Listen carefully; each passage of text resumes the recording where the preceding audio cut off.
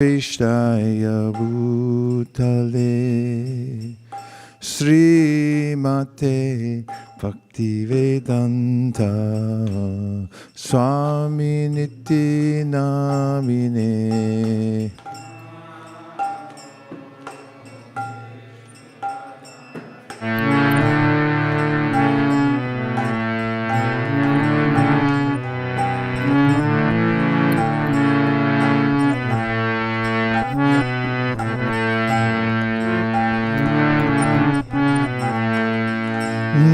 Namaste Saraswate Devi Gauravani Pracharine Nirvishesha Shunyavadi Pashtatya Rishatarine.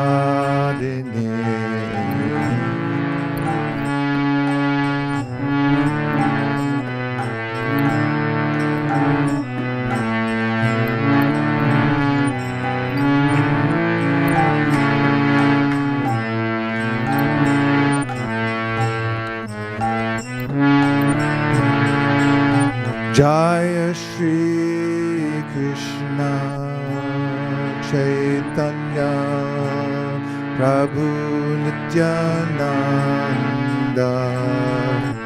Shri Advaita Gadadhar Shivasadi Gaur Bhakta-vrinda.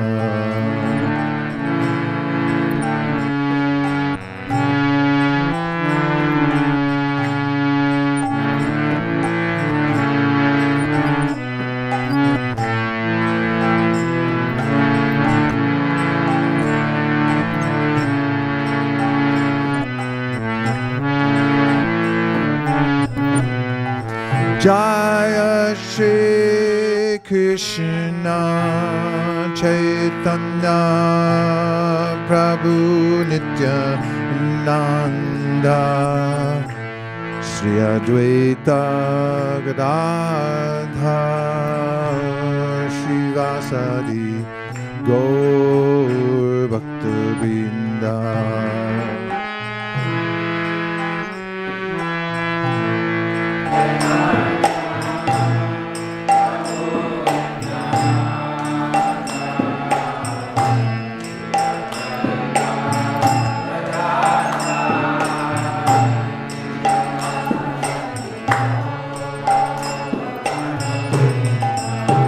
Hare Krishna, Krishna Krishna, Hare Hare, Hare Rama,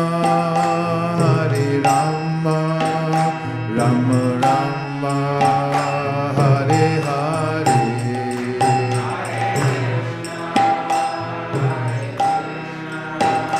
Krishna Krishna, Hare Hare, Hare Rama, Rama Rama, Hare Hare. Hare Krishna, Krishna Krishna, Hare Hare, Hare Rama, Rama Rama, Hare Hare.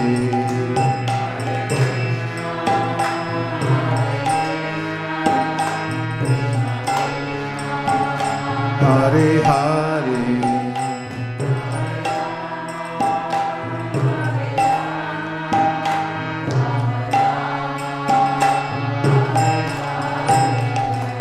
Hare Krishna, Krishna Krishna, Hare Hare, Hare Rama, Rama Rama, Hare Hare.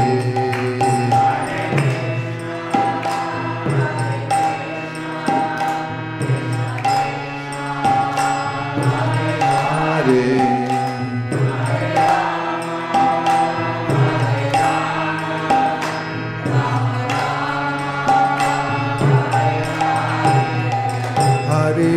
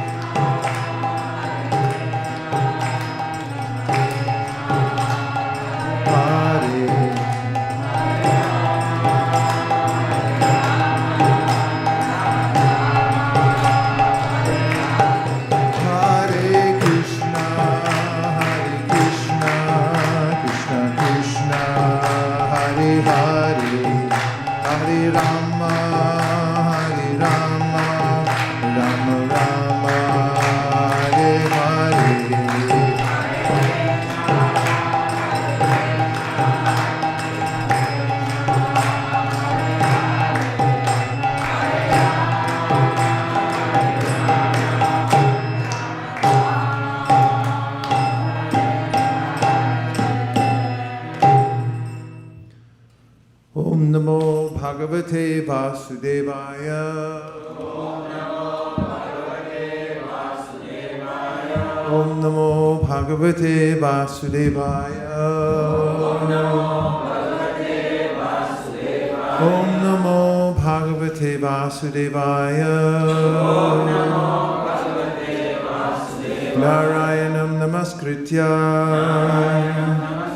Naram Chaiva Narottamam Devim Sarasatim Vyasam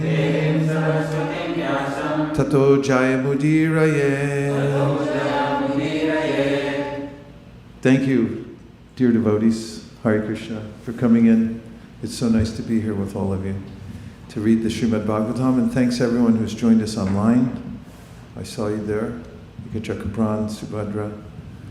We're taking up where we left off this morning in the second canto of Srimad Bhagavatam, first chapter. And we're at text number 16. Is there a zoom feature where it goes slightly larger? Or is this the standard size? Does it? Yeah, the font size go a little bit larger? Okay, I think I was struggling a little bit this morning, which may mean something, I don't know. Okay.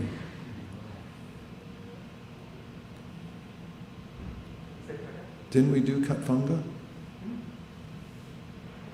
We read the Katvanga verse, no? Which verse is it?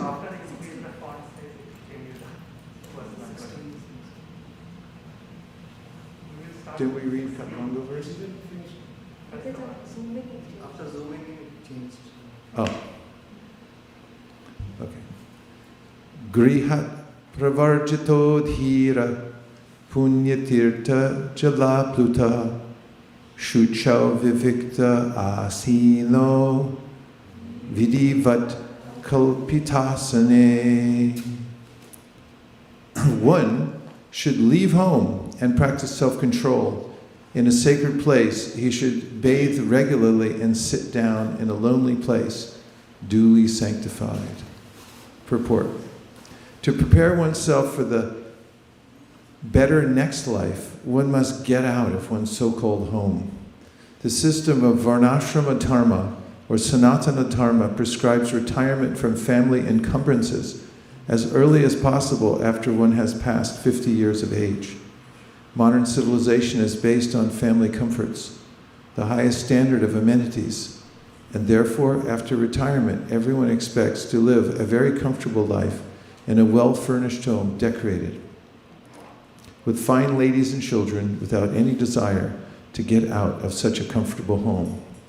High government officers and ministers stick to their prized posts until death, and they neither dream nor desire to get out of homely comforts.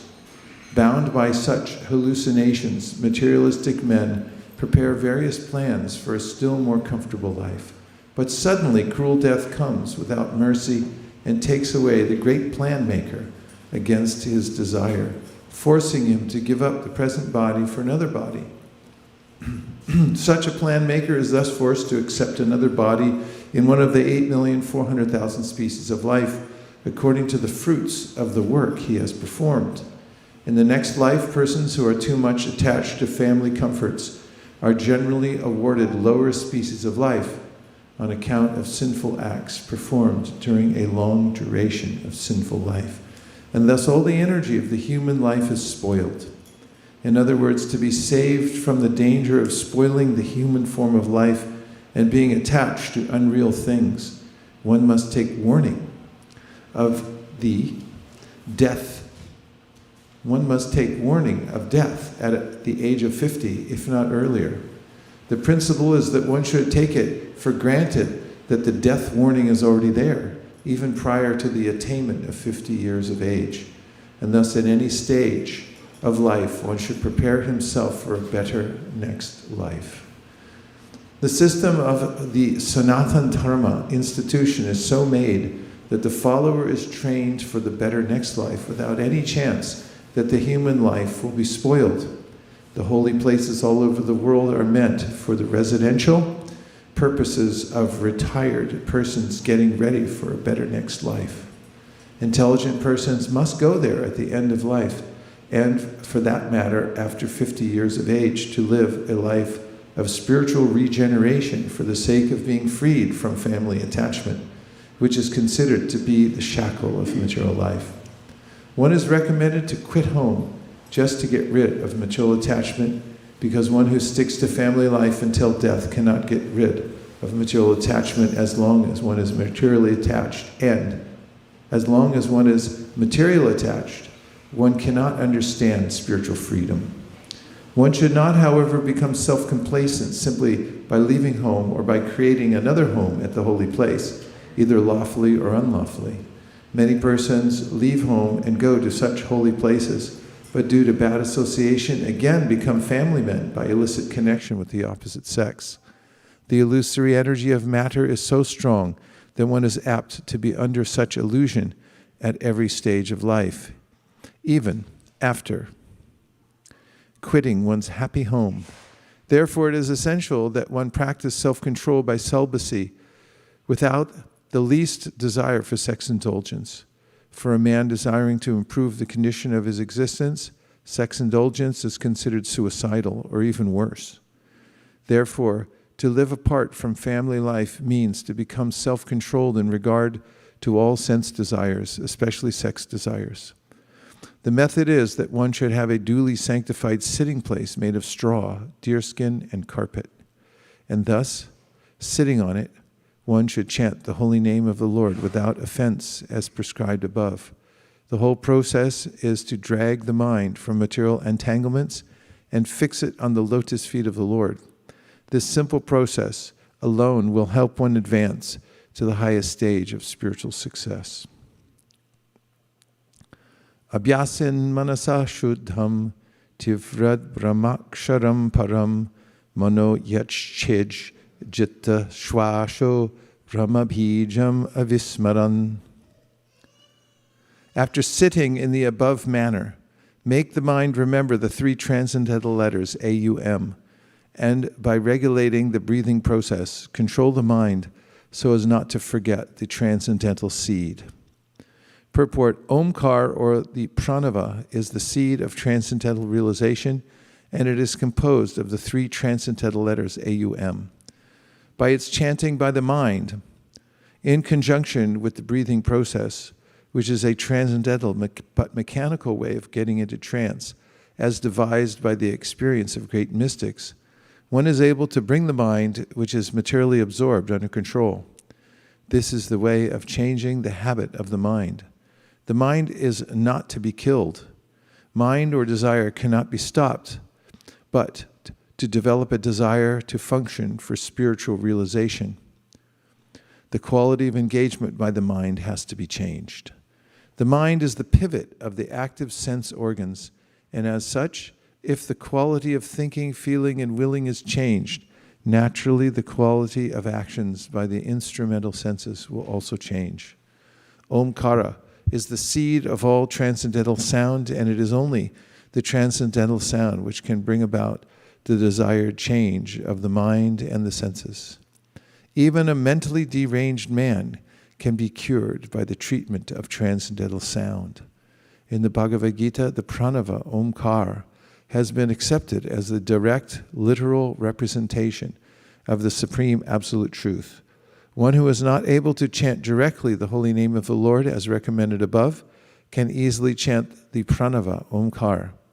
This omkara is a note of address, such as, O my Lord, just as Om Hari Om means, O my Lord, the Supreme Personality of Godhead. As we have explained before, the Lord's holy name is identical with the Lord himself.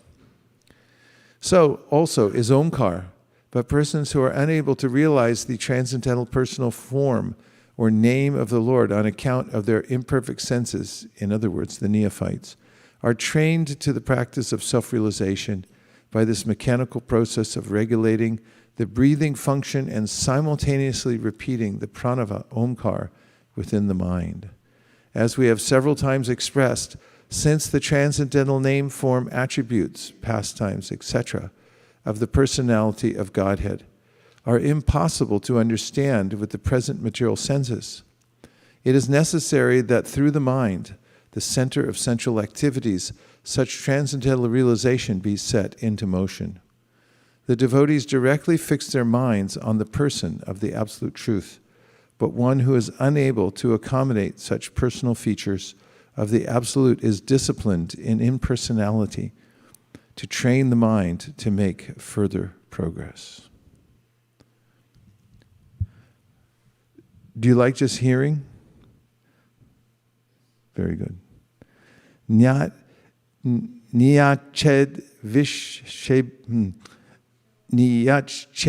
vishayebhyo kshan manasa buddhisaratihi mana karma bir akshiptam shubharte darayedhiya. Gradually, as the mind becomes progressively spiritualized, withdraw it from sense activities, and by intelligence the senses will be controlled.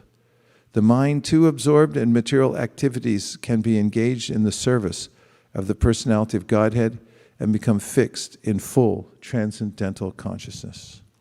Purport. The first process of spiritualizing the mind by mechanical chanting of the pranava omkara and by control of the breathing system is technically called the mystic or yogic process of pranayama, or fully controlling the breathing air. The ultimate state of this pranayama system is to be fixed in trance, technically called samadhi. But experience has proven that even the samadhi stage also fails to control the materially absorbed mind. For example, the great mystic Vishwamrita Muni, even in the stage of samadhi, became a victim of the senses and cohabited with Menaka.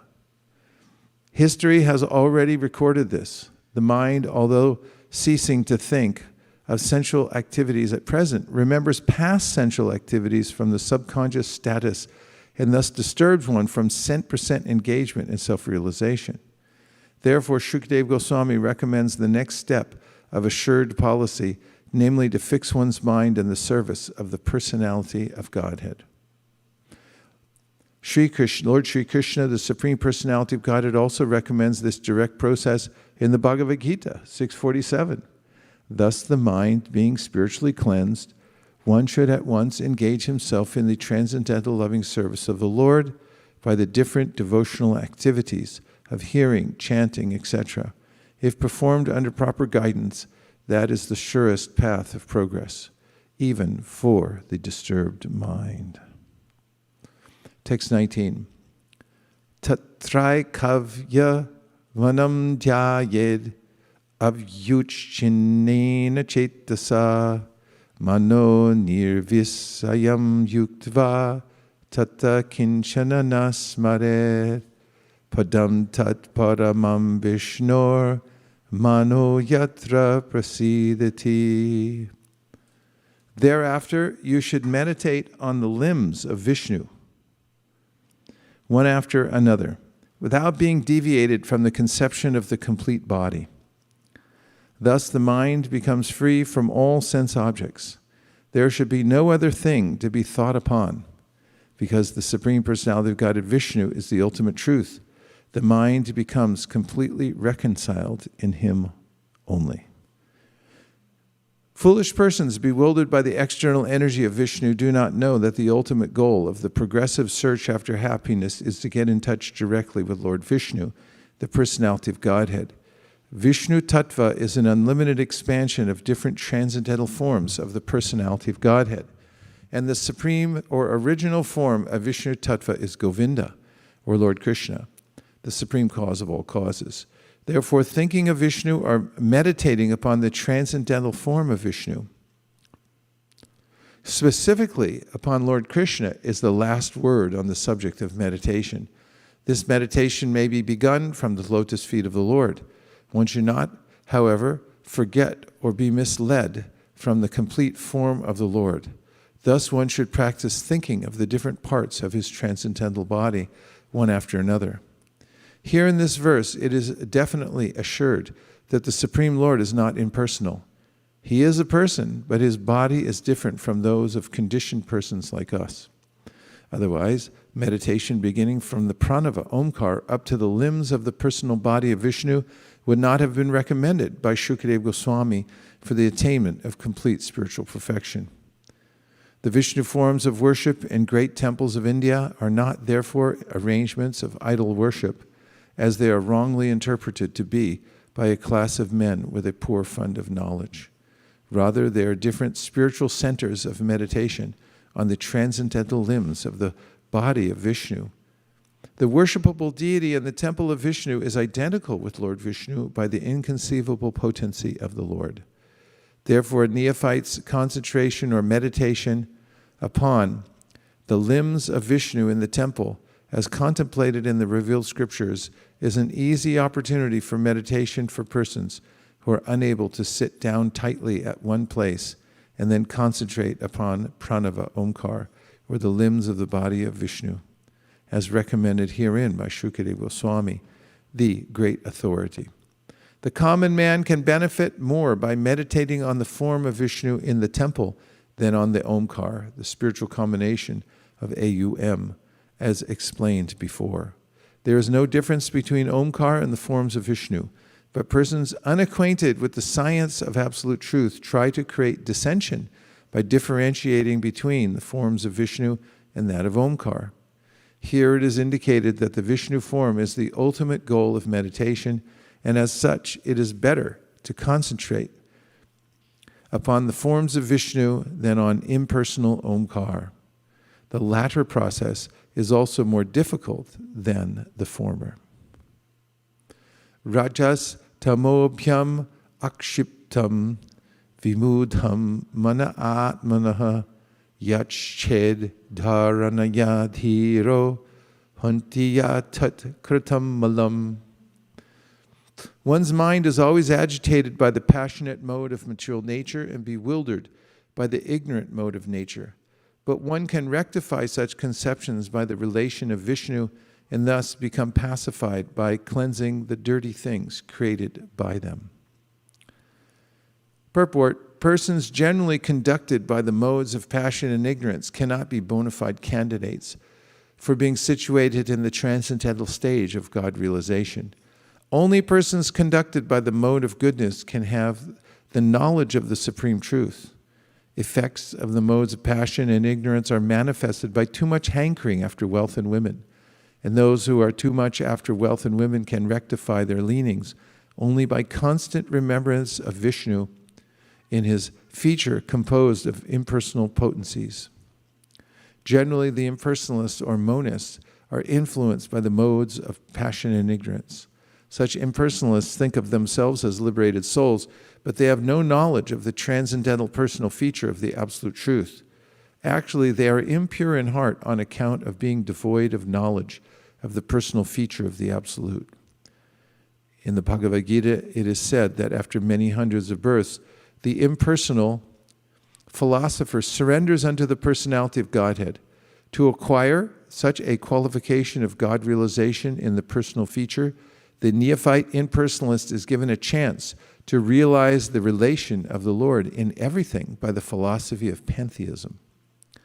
Pantheism, in its higher status, does not permit the student to form an impersonal conception of the absolute truth, but it extends the conception of the absolute truth into the field of so-called material energy.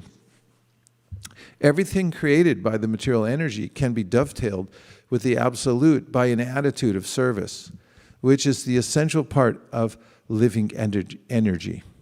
The pure devotee of the Lord knows the art of converting everything into its spiritual existence by this service attitude, and only in that devotional way can the theory of pantheism be perfected.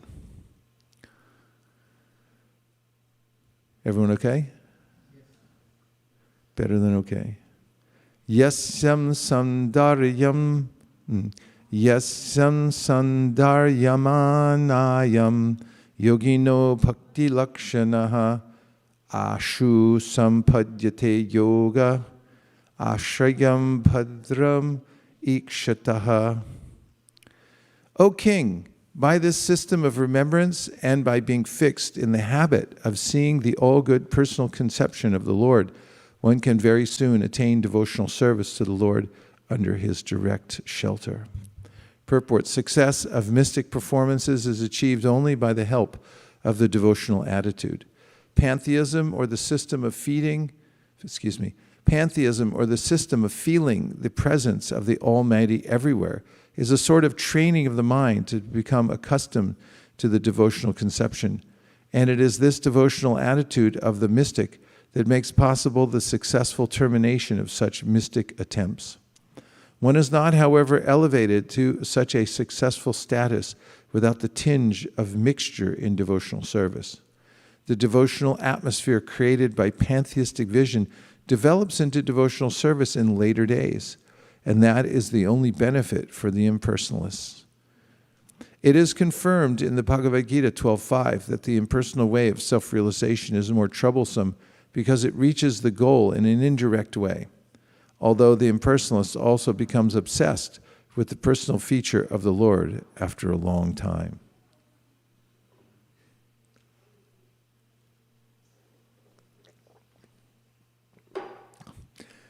Rajovacha yata sandaryate brahman dharana yatra sammata yadrishiva harid ashu purushasya manomalam. The fortunate King Parikshit, inquiring further, said, "O Brahmana, please describe in full detail how and where the mind has to be applied, and how the conception can be fixed so that the dirty things in a person's mind can be removed." Purport: the dirty things in the heart of a conditioned soul are the root cause of all troubles for him. A conditioned soul is surrounded by the manifold miseries of material existence, but on account of his gross ignorance, he is unable to remove the troubles due to dirty things in the heart accumulated during the long prison life in the material world. He is actually meant to serve the will of the Supreme Lord, but on account of the dirty things in the heart, he likes to serve his concocted desires. These desires, instead of giving him any peace of mind, create new problems and thus bind him to the cycle of repeated birth and death. These dirty things, a fruit of work and empiric philosophy, can be removed only by association with the Supreme Lord. The Lord, being omnipotent, can offer his association by his inconceivable potencies. The Lord, being omnipotent, can offer his association by his inconceivable potencies. Thus, persons who are unable to pin their faith on the personal feature of the Absolute are given a chance to associate with his Virat-rupa, or the cosmic impersonal feature of the Lord. The cosmic impersonal feature of the Lord is a feature of his unlimited potencies. Since the potent and potencies are identical, even the conception of his impersonal cosmic feature helps the conditioned soul to associate with the Lord indirectly and thus gradually rise to the stage of personal contact. Maharaj Parikshit was already directly connected with the personal feature of the Lord, Sri Krishna, and as such, he had no need to inquire from Shukadeva Goswami about where and how to apply the mind in the impersonal Virat-rupa of the Lord. But he inquired after a detailed description of the matter for the benefit of others who are unable to conceive of the transcendental personal feature of the Lord as the form of eternity, knowledge, and bliss. The non-devotee class of men cannot think of the personal feature of the Lord because of their poor fund of knowledge. The personal form of the Lord, like Rama or Krishna, is completely revolting to them. They have a poor estimation of the potency of the Lord. In the Bhagavad Gita 9:11, it is explained by the Lord himself that people with a poor fund of knowledge deride the Supreme Personality of the Lord, taking him to be a common man. Such men are ignorant of the inconceivable potency of the Lord. By the inconceivable potency of the Lord, he can move in human society or any other society of living beings and yet remain the same omnipotent Lord without deviating in the slightest from his transcendental position. So, for the benefit of men who are unable to accept the Lord in his personal eternal form, Maharaj Parikshit inquired from Shukadeva Goswami how to fix the mind on him in the beginning. And the Goswami replied in detail as follows. Shri Shuka Uvacha Jita Sano Jitta Shwasho Jitta Sango Jitendriya Stule Bhagavato Rupe Manak Sandarayedhiya. Shri Shuka Uvacha. Shukadev Goswami answered, one should control the sitting posture, regulate the breathing process by the yogic pranayama, and thus control the mind and senses, and with intelligence apply the mind to the gross potencies of the Lord, called the Virat-rupa. The materially absorbed mind of the conditioned soul does not allow him to transcend the limit of the bodily conception of life. And thus the yoga system for meditation, controlling the sitting posture and breathing process and fixing the mind upon the Supreme, is prescribed in order to mold the character of the gross materialist. Unless such materialists are able to cleanse the materially absorbed mind, it is impossible for them to concentrate upon thoughts of transcendence. And to do so, one may fix one's mind on the gross material or external feature of the Lord. The different parts of the gigantic form of the Lord are described in the following verses. The materialistic men are very anxious to have some mystic powers as a result of such a controlling process. But the real purpose of yogic regulations is to eradicate the accumulated dirty things like lust, anger, avarice, and all such material contaminations. If the mystic yogi is diverted by the accompanying by the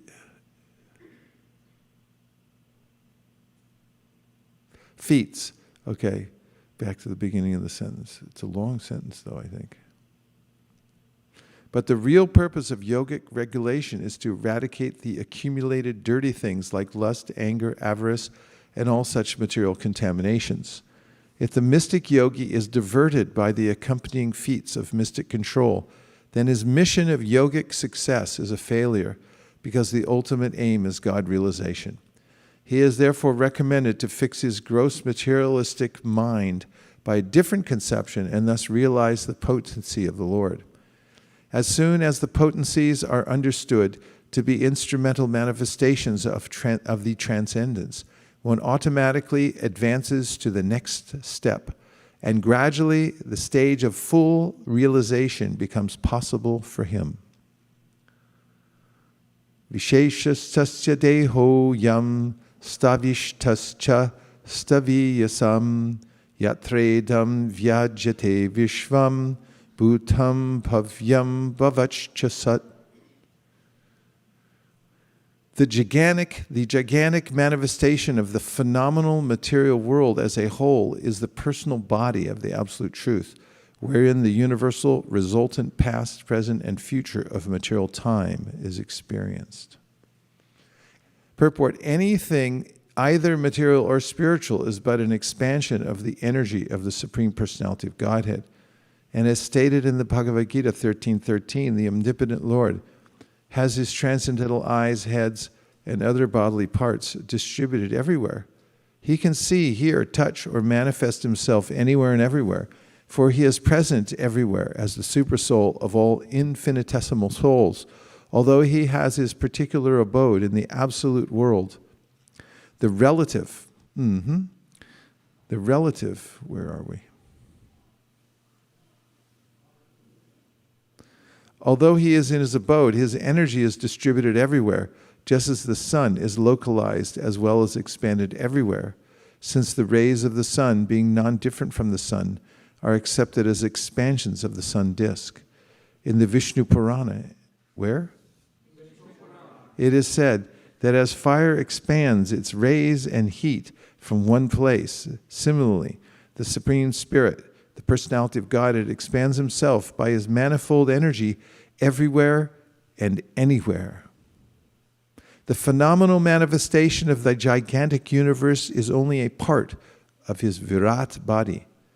Less intelligent men cannot conceive of the transcendental, all-spiritual form of the Lord, but they are astounded by his different energies, just as the Aborigines are struck with wonder by the manifestation of lightning, a gigantic mountain, or a hugely expanded banyan tree. The Aborigines praise the strength of the tiger and the elephant because of their superior energy and strength.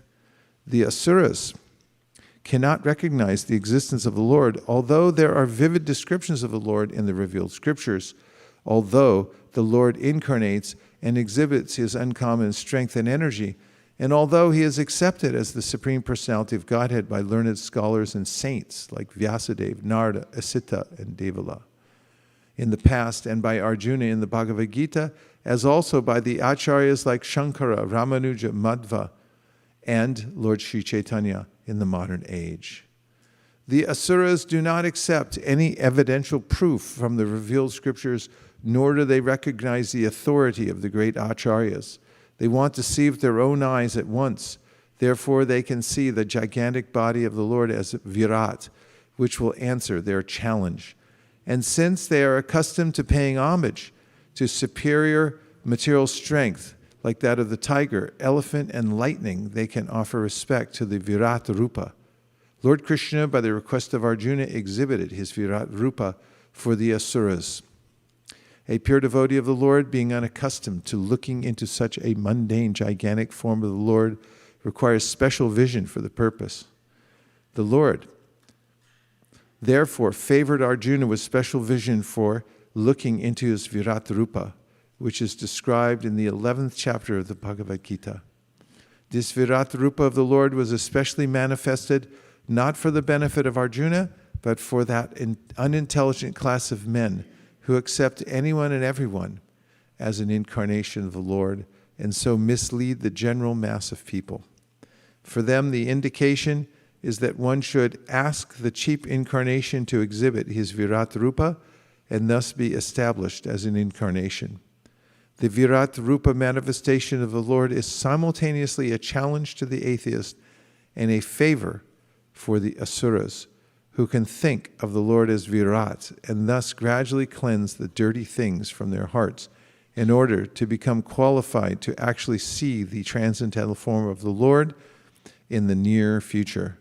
This is a favor of the all-merciful Lord to the atheists and the gross materialists. After this one, we'll take a couple of reflections. Andakoshe shariresmin sapta varana samyute vairajya purusho yosao bhagavan dharanashraya. The gigantic universal form of the personality of Godhead within the body of the universal shell, which is covered by sevenfold material elements, is a subject for the Virat conception. Purport. Simultaneously, the Lord has multifarious other forms, and all of them are identical with the original fountainhead form of the Lord, Sri Krishna. In the Bhagavad Gita, it has been proven that the original transcendental and eternal form of the Lord is Sri Krishna, the absolute personality of Godhead. But by his inconceivable internal potency, Atma Maya, he can expand himself by multifarious forms and incarnations simultaneously without being diminished in his full potency. He is complete, and although innumerable complete forms emanate from him, he is still complete without any loss. That is his spiritual or internal potency. In the 11th chapter of the Bhagavad Gita, the personality of Godhead, Lord Krishna, manifested his Virat-rupa just to convince the less intelligent class of men who cannot conceive of the Lord as appearing just like a human being, that he factually has the potency of his claim to be the supreme absolute person without any rival or superior. Materialistic men can think, although very imperfectly, of the huge universal space, comprehending an innumerable number of planets as big as the sun. They can see only the circular sky overhead without any information that this universe, as well as many other hundreds of thousands of universes, are each covered by sevenfold material coverings of water, fire, air, sky, ego, noumenon, and material nature, just as a huge football pumped and covered, floating on the water of the causal ocean, wherein the Lord is lying as Mahavishnu, withdraws his great breath. In this way, the material worlds are being created and vanquished, being created and vanished by the supreme will of the Lord. The poor, foolish materialist can just imagine how ignorantly he puts forward an insignificant creature to become his rival.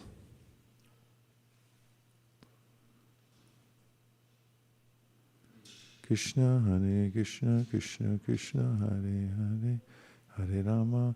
Incarnation, simply by the allegations of a dying man. I got to read this sentence again so it's poetical, and I don't want to chop it in half. Thank you. The poor, foolish materialist can just imagine how ignorantly he puts forth. The poor, foolish materialist can just imagine how ignorantly he puts forward an insignificant creature to become his rival incarnation, simply on the allegations of a dying man. The Virat-rupa was particularly exhibited by the Lord just to give lessons to such foolish men, so that one can accept a person as the incarnation of Godhead only if such a person is able to exhibit such a Virat-rupa as the Lord did.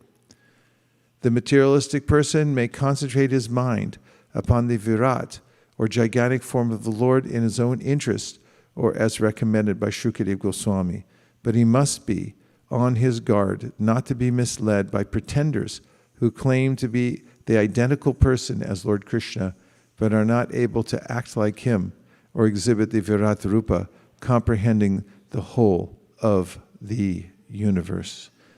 And now just take a few reflections. And please put the Zoom room back up, if you might.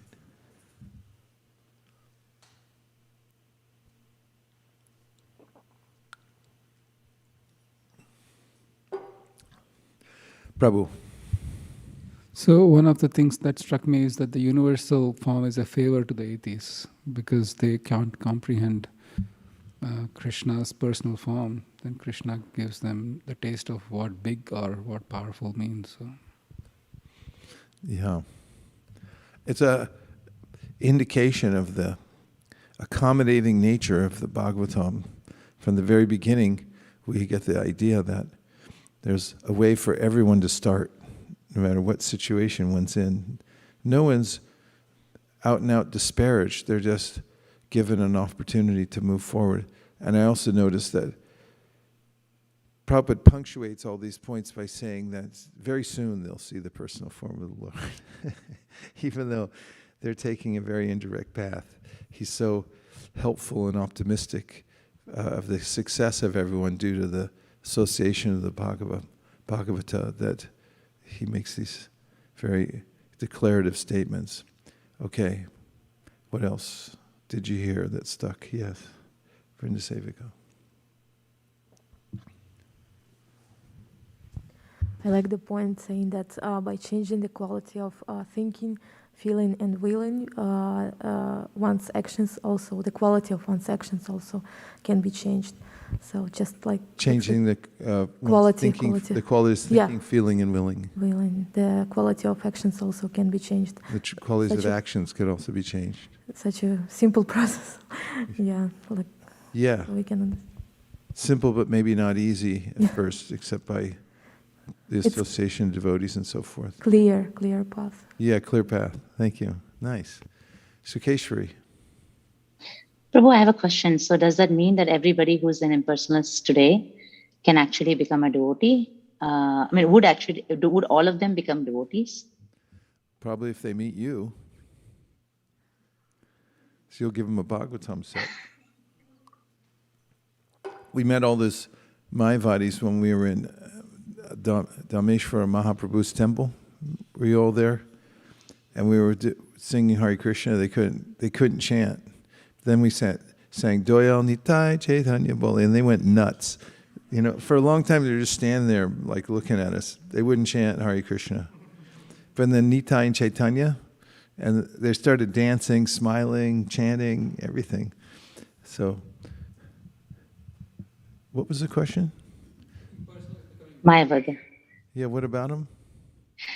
I asked that question because most of my family members are Mayavadis, Prabhu. So I was just wondering, I hope someday, it was such a wonderful thing to hear that they will become devotees some point of time. So hopeful. Yeah, if anybody gets association with devotees, it's very hopeful.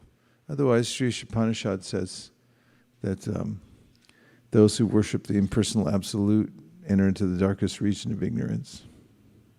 Actually, those who worship the Devas, and worse still are those who worship the impersonal absolute. But that's just to give an indication of they're on the wrong path. I mean, it's not just to give indication they're on the wrong path. They are, and the consequences are dire. But yeah, Shukadeva Goswami is very optimistically pointing out this way that people can gradually be elevated. But Prabhupada points out here that the element of bhakti has to be introduced. It's not that just, Mayavadis, impersonalists, automatically.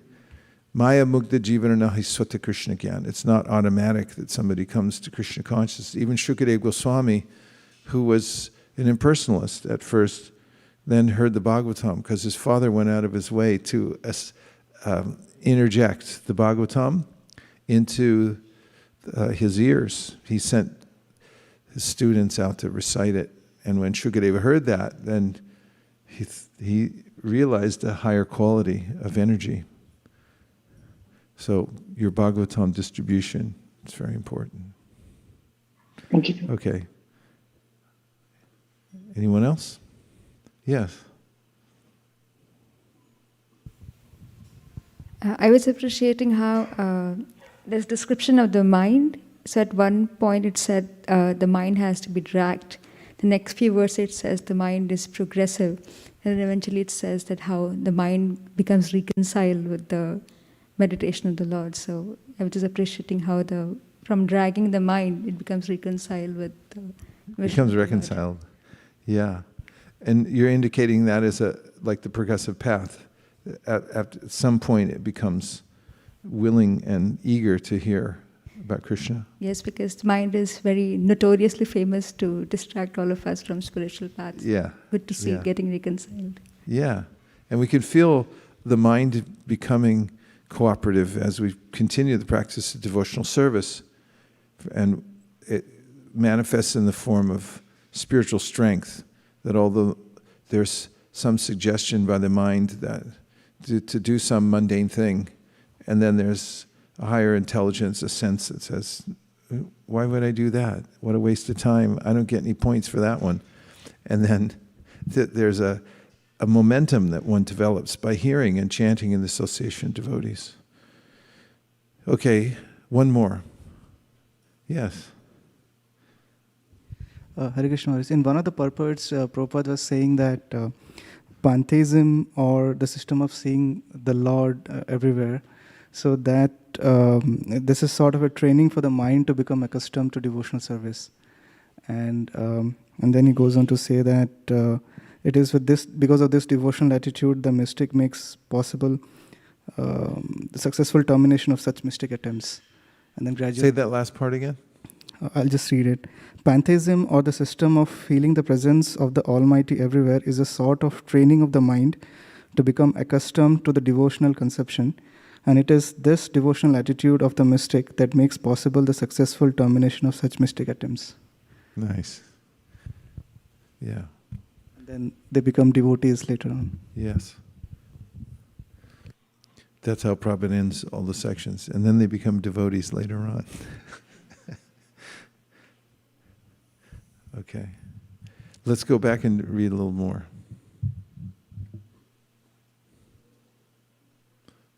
How was school? Did they read Bhagavatam?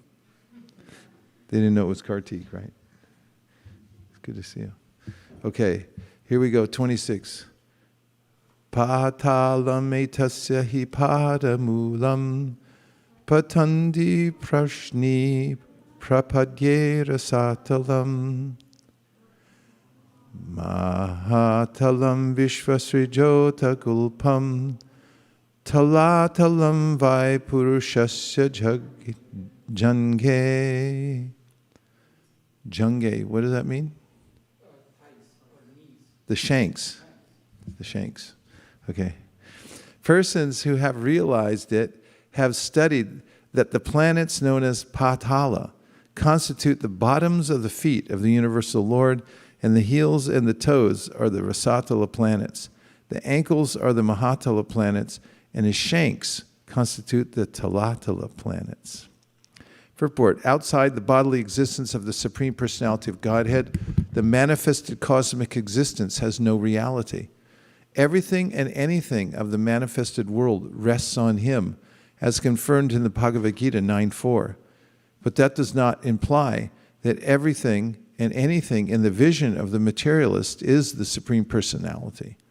The conception of the universal form of the Lord gives a chance to the materialist to think of the Supreme Lord, but the materialist must know for certain that his visualization of the world in a spirit of lording it over is not God realization. The materialistic view of exploitation of the material resources is occasioned by the illusion of the external energy of the Lord, and as such, if anyone wants to realize the supreme truth by conceiving of the universal form of the Lord, he must cultivate the service attitude. Unless the service attitude is revived, the conception of Virat realization will have very little effect on the seer. The transcendental Lord in any conception of his form is never a part of the material creation. He keeps his identity as Supreme Spirit in all circumstances and is never affected by the three material qualities, for everything material is contaminated. The Lord always exists by his internal energy. The universe is divided into 14 planetary systems. 7 planetary systems called Bhuvar, Swar, Mahar, Janas, Tapas, and Satya are upward planetary systems, one above the other.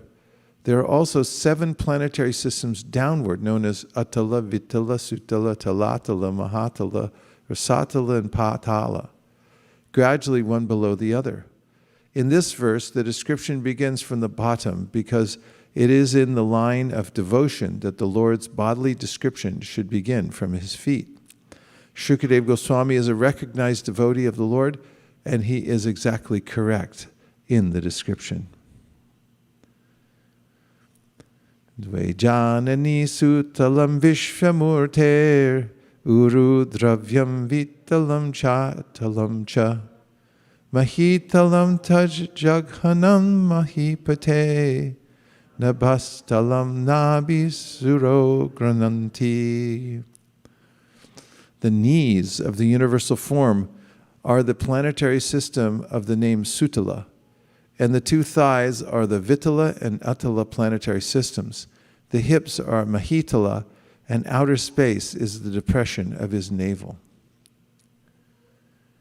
Urastalam jyotir anikamasya griva mahar vandanam vaijanosya tapovaratim viduradi pumsa satyam tu sirshani sahasra shirshna. The chest of the original personality of the gigantic form is the luminary planetary system. His neck is the Mahar planets, his mouth is the Janas planets, and his forehead is the Tapas planetary system. The topmost planetary system, known as Satyaloka, is the head of he who has 1,000 heads. Purport: the effulgent luminary planets like the sun and the moon are situated almost in the mid-place of the universe, and as such they are to be known as the chest of the original gigantic form of the Lord, and above the luminary planets called also the heavenly planets, the heavenly places of the universal directorate demigods are the Mahar, Janas, and Tapas planetary systems, and above all, the Satyaloka planetary system, where the chief directors of the modes of material nature reside, namely Vishnu, Brahma, and Shiva. This Vishnu is known as Kshirodakshayi Vishnu, and he acts as the supersoul in every living being. There are innumerable universes floating on the causal ocean, and in each of them, the representation of the Virat form of the Lord is there, along with innumerable suns, moons, heavenly demigods, Brahmas, Vishnus, and Shivas, all of them situated in one part of the inconceivable potency of Lord Krishna, as stated in the Bhagavad Gita 10:42. Indrarayo bahava ahur usra karnau dishash shrotram amushya shabda nasatya dasrau paramasya nase granosya gandho mukham agnir idha. His arms are the demigods headed by Indra. The 10 directional sides are his ears, and physical sound is his sense of hearing. His nostrils are the 2 Ashwini Kumaras, and material fragrance is his sense of smell. His mouth is the blazing fire. Purport. The description of the gigantic form of the personality of Godhead made in the 11th chapter of the Bhagavad Gita is further explained here in the Srimad Bhagavatam. The description in the Bhagavad Gita 11:30 runs as follows. O Vishnu, I see you devouring all people in your blazing mouths and covering all the universe by your innumerable rays. Scorching the worlds, you are manifest. In that way, Srimad Bhagavatam is the postgraduate study for the student of the Bhagavad Gita. Both of them are the science of Krishna, the absolute truth, and so they are interdependent.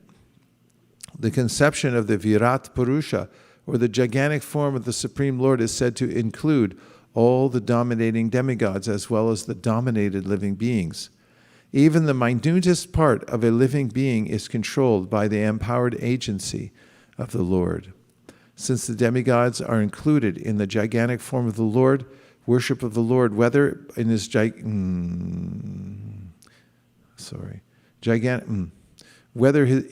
gigantic material conception or in his eternal transcendental form as Lord Sri Krishna, also appeases the demigods in all the other parts and parcels, as much as watering the root of a tree distributes energy to all the tree's other parts. Consequently, for a materialist also, worship of the universal gigantic form of the Lord leads one to the right path. One need not risk being misled by approaching many demigods for fulfillment of different desires. The real entity is the Lord himself, and all others are imaginary, for everything is included in him only.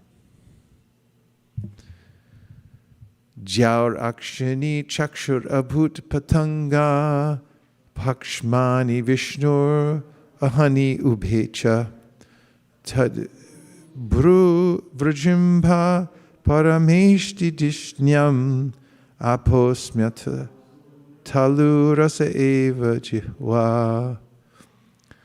The sphere of outer space constitutes his eye pits, and the eyeball is the sun as the power of seeing. His eyelids are both the day and night, and in the movements of his eyebrows, Brahma and similar supreme personalities reside.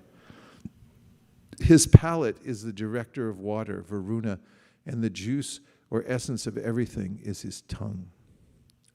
Purport.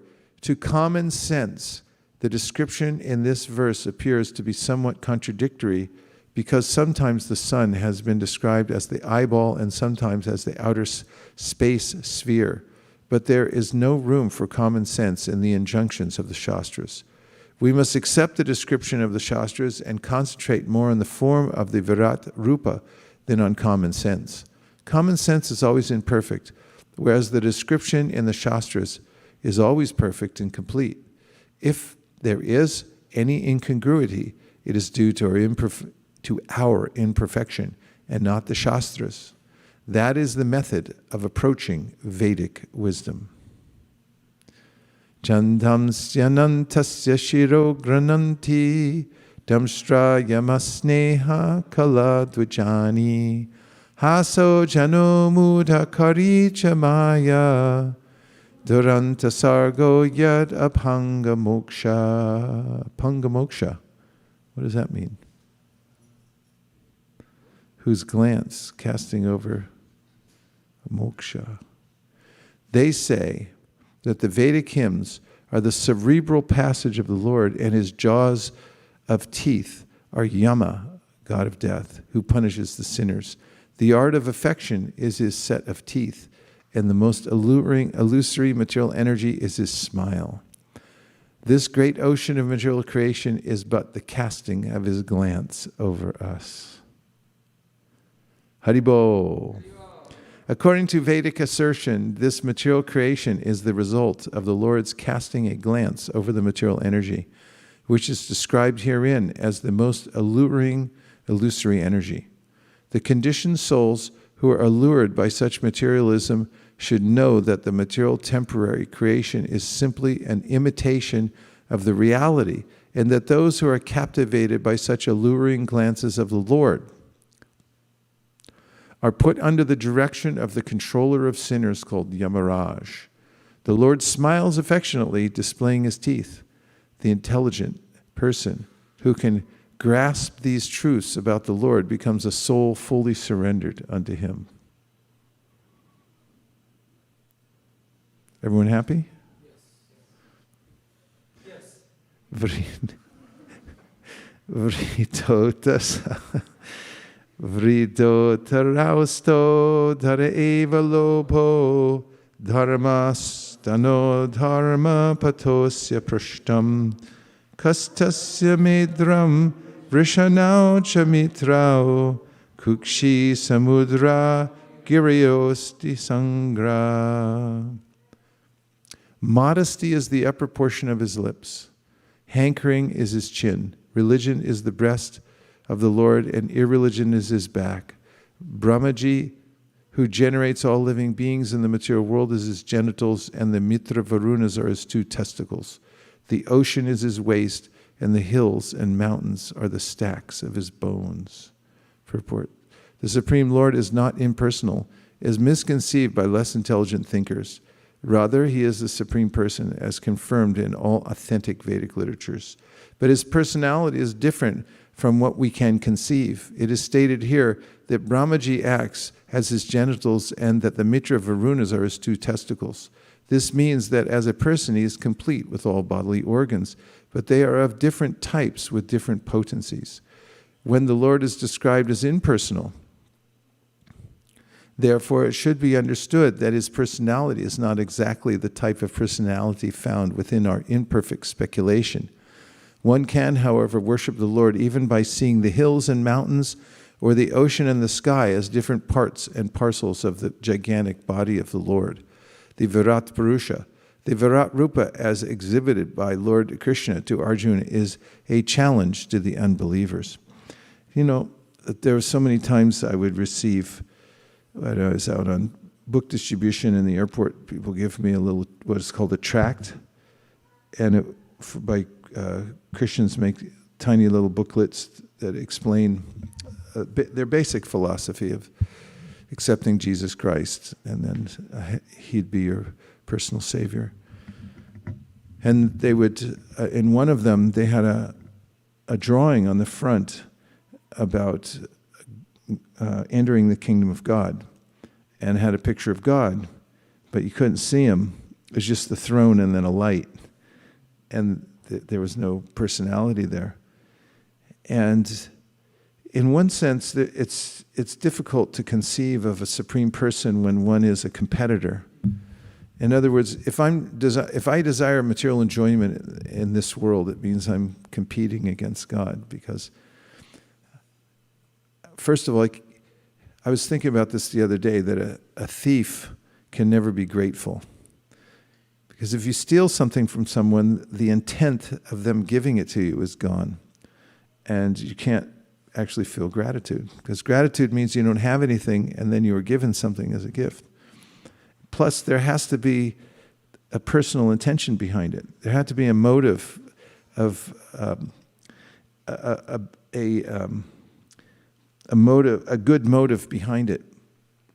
So, as is mentioned in the Bhagavatam, Bhayam Dvitiya Abhinibesha Tasyad Ishad Apetasya Viparya Yosmriti. Chaitanya Mahaprabhu gave this verse to Sanatana Goswami from the Bhagavatam and said that the living entity, instead of being grateful to God, and worshiping him, then instead becomes a competitor. And therefore, there's a sense of like, I don't want God to be a person, because if he's all powerful and I'm his servant, I got to change my ways. And so there's this tendency to be impersonal. And when we talk about God, it's like, oh, he's not like us. He doesn't have a name or a form.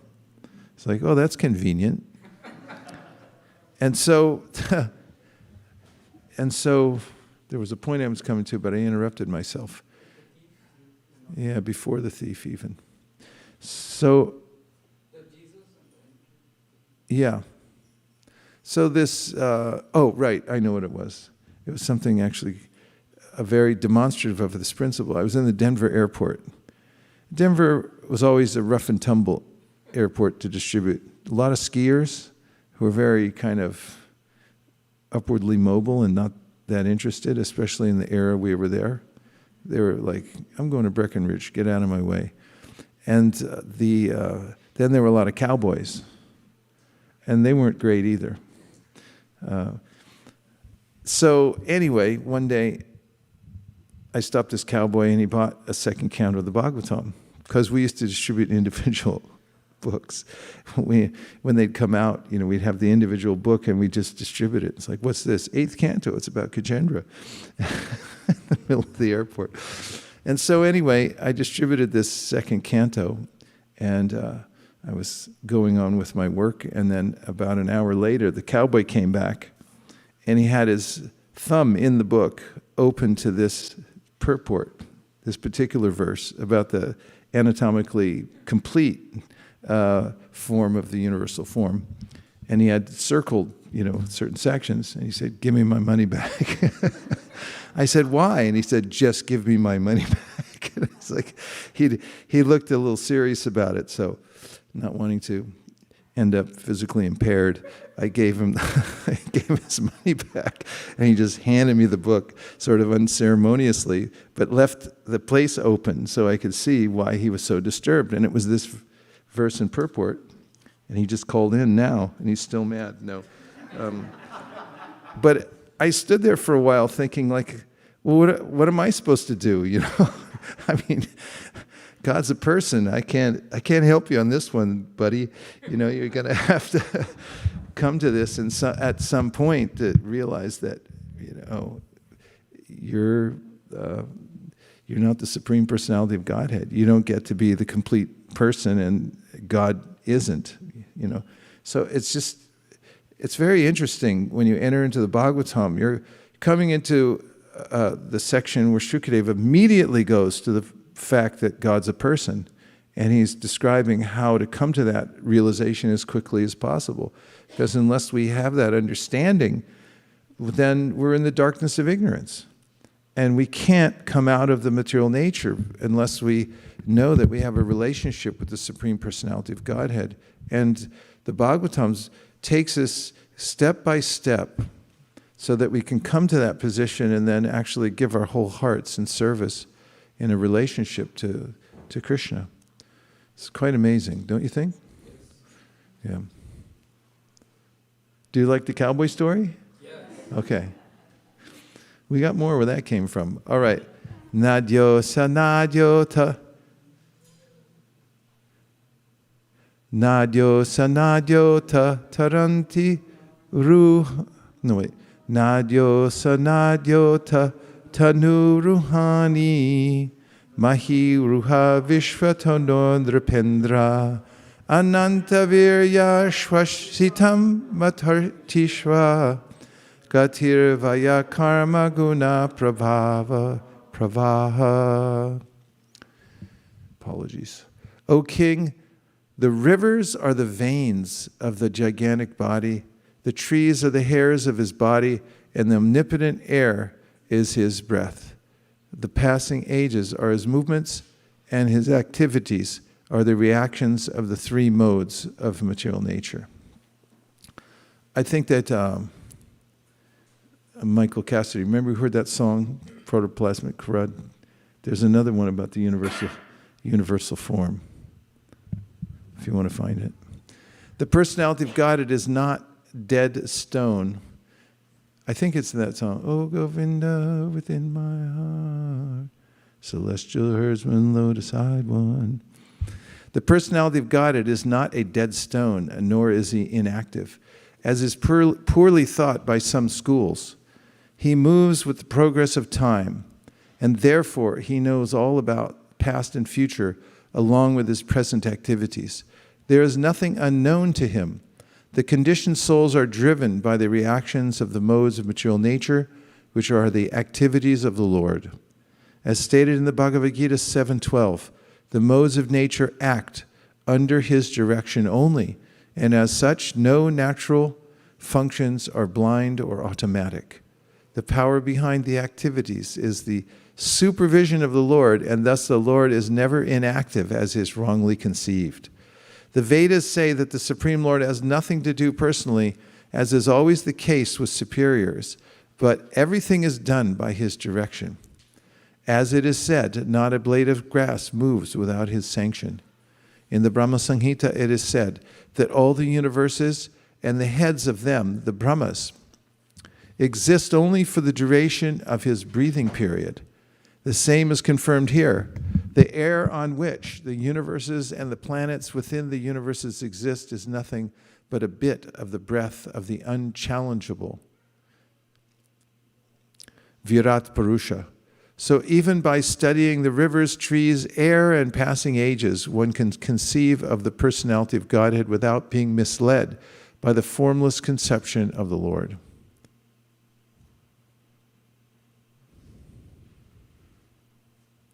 In the Bhagavad Gita 12:5, it is stated that those who are much inclined to the formless conception of the Supreme Truth are more troubled than those who can intelligently conceive of the personal form. Ishasya keshan vir ambuvahan vasastu sandhyam kuruvarya bhumna avyaktamahur hridayam manascha sachandrama sarva vikara kosha. O best amongst the Kurus, the clouds which carry water are the hairs on his head. The terminations of days or nights are his dress, and the supreme cause of material creation is his intelligence. His mind is the moon, the reservoir of all changes. Keep going. The principle of matter, Mahat-tattva, is the consciousness of the omnipresent Lord. As asserted by the experts, the Rudradeva is his ego. The horse, mule, camel, and elephant are his nails. And wild animals and all quadrupeds are situated in the belt zone of the Lord. Keep going. Varieties of birds are indications of his masterful artistic sense. Haribol. Manu, the father of mankind, is the emblem of his standard intelligence, and humanity is his residence. The celestial species of human beings, like the Gandharvas, Vidyadharas, Charanas, and angels, all represent his musical rhythm, and the demoniac soldiers are representations of his wonderful prowess. Purport: the aesthetic sense of the Lord is manifested in the artistic, colorful creation of varieties of birds, like the peacock, parrot, and cuckoo. The celestial species of human beings, like the Gandharvas and Vidyadharas, can sing wonderfully and can entice even the minds of the heavenly demigods. Their musical rhythm represents the musical sense of the Lord. How then can he be impersonal? His musical taste, artistic sense, and standard intelligence, which is never fallible, are different signs of his supreme personality. The Manu Samhita is the standard law book for humanity, and every human being is advised to follow this great book of social knowledge. Human society is the residential quarters for the Lord.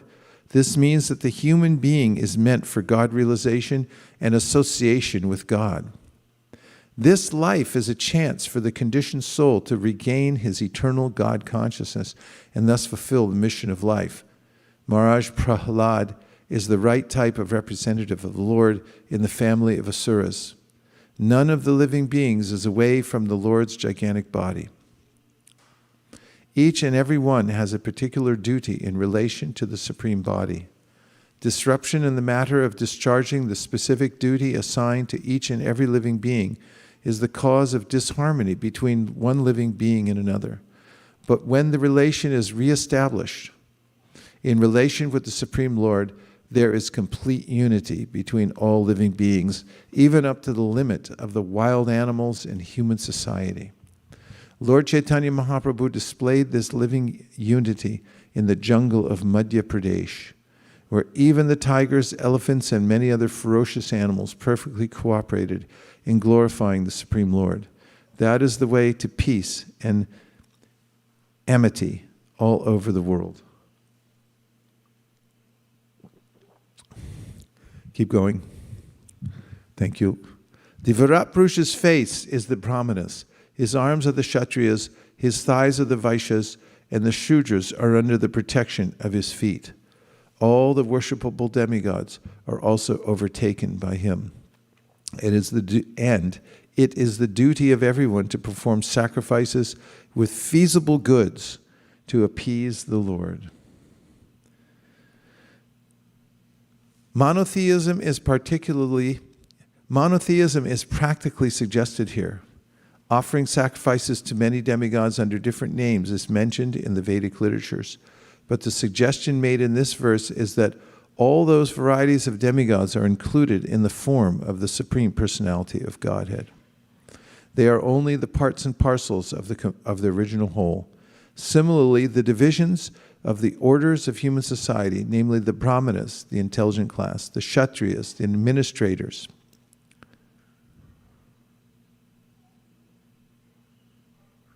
it's like an eclipse. I don't know where I am now. The Vaishyas, the mercantile community, and the Shudras, the laborer class, are all included in the body of the Supreme. As such, sacrifice by every one of them in terms of pleasing the Supreme by feasible goods is recommended. Generally, the sacrifice, can you look up feasible? I want to see how it's being used here. Feasible goods. As such, sacrifice by every one of them in terms of pleasing the Supreme Lord by feasible goods is recommended. Generally, the sacrifice is offered with clarified butter and grains, but with the progress of time, human society has produced varieties of goods by transforming materials supplied by God's material nature. Human society, therefore, must learn to offer sacrifices not only with clarified butter. Look, Prabhupada puts it in italics. He did it in the first few cantos to emphasize this point. It's such a key point about Yukta Vairagya.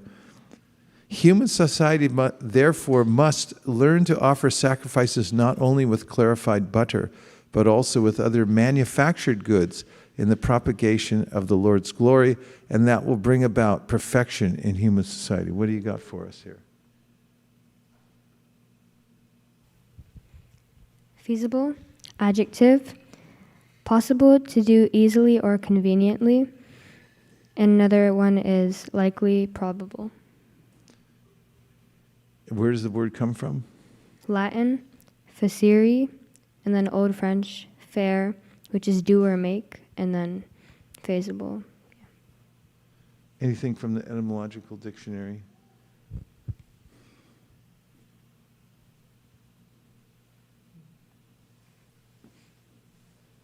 We should just learn Latin.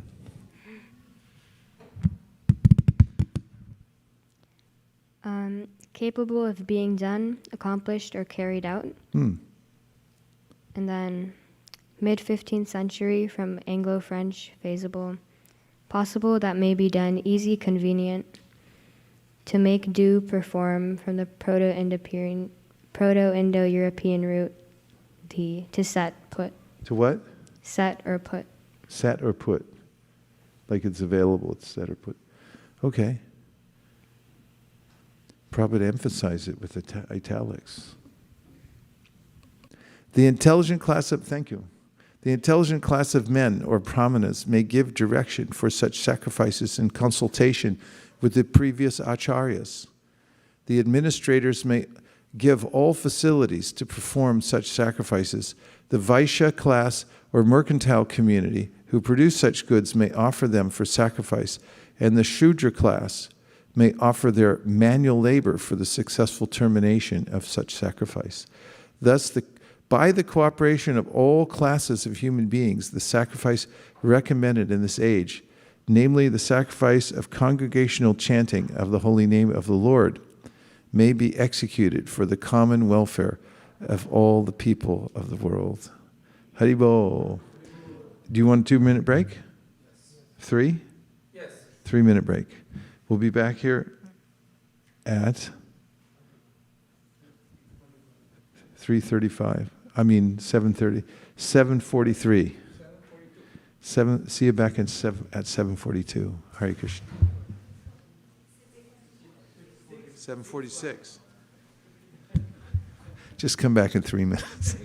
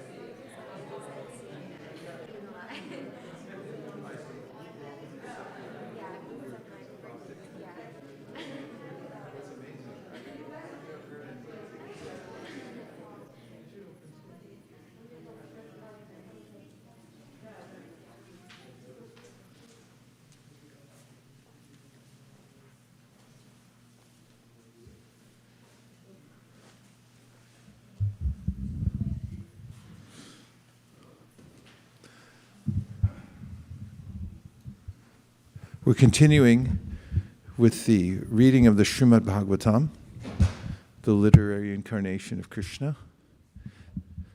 that has appeared just after the disappearance of Lord Krishna to his supreme abode to give light, knowledge, and the conception of devotion to all of us. And we're in the first chapter of the second canto. If you'll scroll down just a little bit.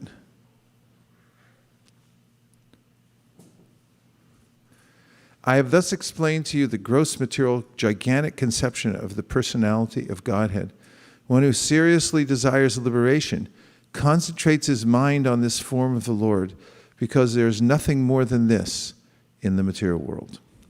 Purport. In the Bhagavad Gita 9:10, the Supreme Personality of Godhead has verily explained that the material nature is only an order-carrying agent of His. She is one of the different potencies of the Lord, and she acts under His direction only. As the Supreme Transcendental Lord, He simply casts a glance over the material principle, and thus the agitation of matter begins. And the resultant actions are manifested one after another by 6 kinds of gradual differentiations. All material creation is moving in that way, and thus it appears and disappears in due course. Less intelligent persons with a poor fund of knowledge cannot accommodate the thought of this inconceivable potency of the Lord, Sri Krishna, by which He appears just like a human being. His appearance in the material world as one of us is also His causeless mercy upon the fallen souls. He is transcendental to all material conceptions, but by His unbounded mercy. We're unable to hear on Zoom. Unable to hear. That's amazing. She can't hear? What did you miss, Priya? The last... We must about like 2 minutes. Since you got back. That's a lot. Yeah.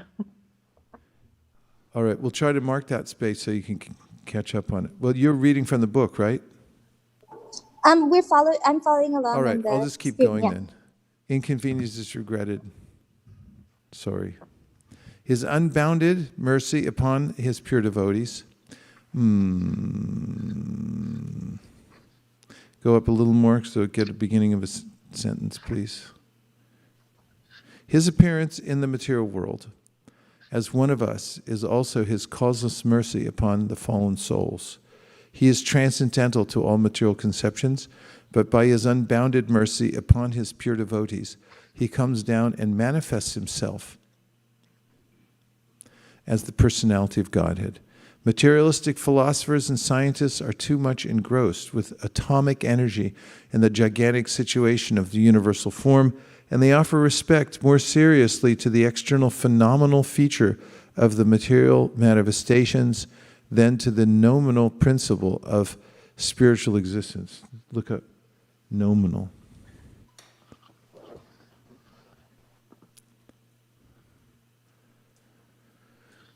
The transcendental form of the Lord is beyond the jurisdiction of such materialistic activities, and it is very difficult to conceive that the Lord can be simultaneously localized and all-pervasive, because the materialistic philosophers and scientists think of everything in terms of their own experience. Because they are unable to accept the personal feature of the Supreme Lord, the Lord is kind enough to demonstrate the Virat feature of His transcendental form. And herein, Srila Shukadeva Goswami has vividly described this form of the Lord. He concludes that there is nothing beyond this gigantic feature of the Lord. None of the materialistic, thoughtful men can go beyond this conception of the gigantic form. The minds of the materialistic men are flickering and constantly changing from one aspect to another. Therefore, one is advised to think of the Lord by thinking of any part of His gigantic body, and by one's intelligence only, one can think of Him in any manifestation of the material world. The forest, the hill, the ocean, the man, the animal, the demigod, the bird, the beast, or anything else. Each and every item of the material manifestation entails a part of the body of the gigantic form, and thus the flickering mind can be fixed in the Lord only and nothing else. This process of concentrating on the different parts, bodily parts of the Lord, will gradually diminish the demoniac challenge of godlessness and bring about gradual development of devotional service to the Lord. Everything being a part and parcel of the complete whole, the neophyte student will gradually realize the hymns of Ishopanishad, which state, that the Supreme Lord is everywhere, and thus he will learn the art of not committing any offense to the body of the Lord. Haribol. This sense of God-mindedness will diminish one's pride in challenging the existence of God. Thus one can learn to show respect to everything, for all things are parts and parcels of the Supreme Body. What do you got? Nominum, it means, it's a noun, and it means a thing as it is in itself, as distinct from a thing as it is knowable by the senses through phenomenal attributes. Wow. That's pretty philosophical. You're going to have to write a dissertation on that. And it comes from Greek noen, which means to conceive or apprehend, and then it's still in Greek, which means nomenon, or it's nomenon, and it means something conceived, and then it ended up in German, nomenon. Wow. Pretty interesting. Thank you. How did you like that last purport? Too much. It's too good. Okay, one more and we'll take a couple of reflections. One should concentrate his mind upon the Supreme Personality of Godhead, who alone distributes himself in so many manifestations, just as ordinary persons create thousands of manifestations in dreams. One must concentrate the mind on him, the only all-blissful absolute truth. Otherwise, one will be misled and will cause his own degradation. Purport. In this verse, the process of devotional service is indicated by the great Goswami, Srila Shukadev. He tries to impress upon us that instead of diverting our attention to several branches of self-realization, we should concentrate upon the Supreme Personality of Godhead as the supreme object of realization, worship, and devotion. Self-realization is, as it were, offering a fight for eternal life against the material struggle for existence. And therefore, by the illusory grace of the external energy, the yogi, fight for eternal life against the material struggle for existence. Therefore, by the illusory grace of the external energy, the yogi or the devotee is faced with many allurements which can entangle a great fighter again in the bondage of material existence. That's an interesting way to put it, isn't it? The illusory grace.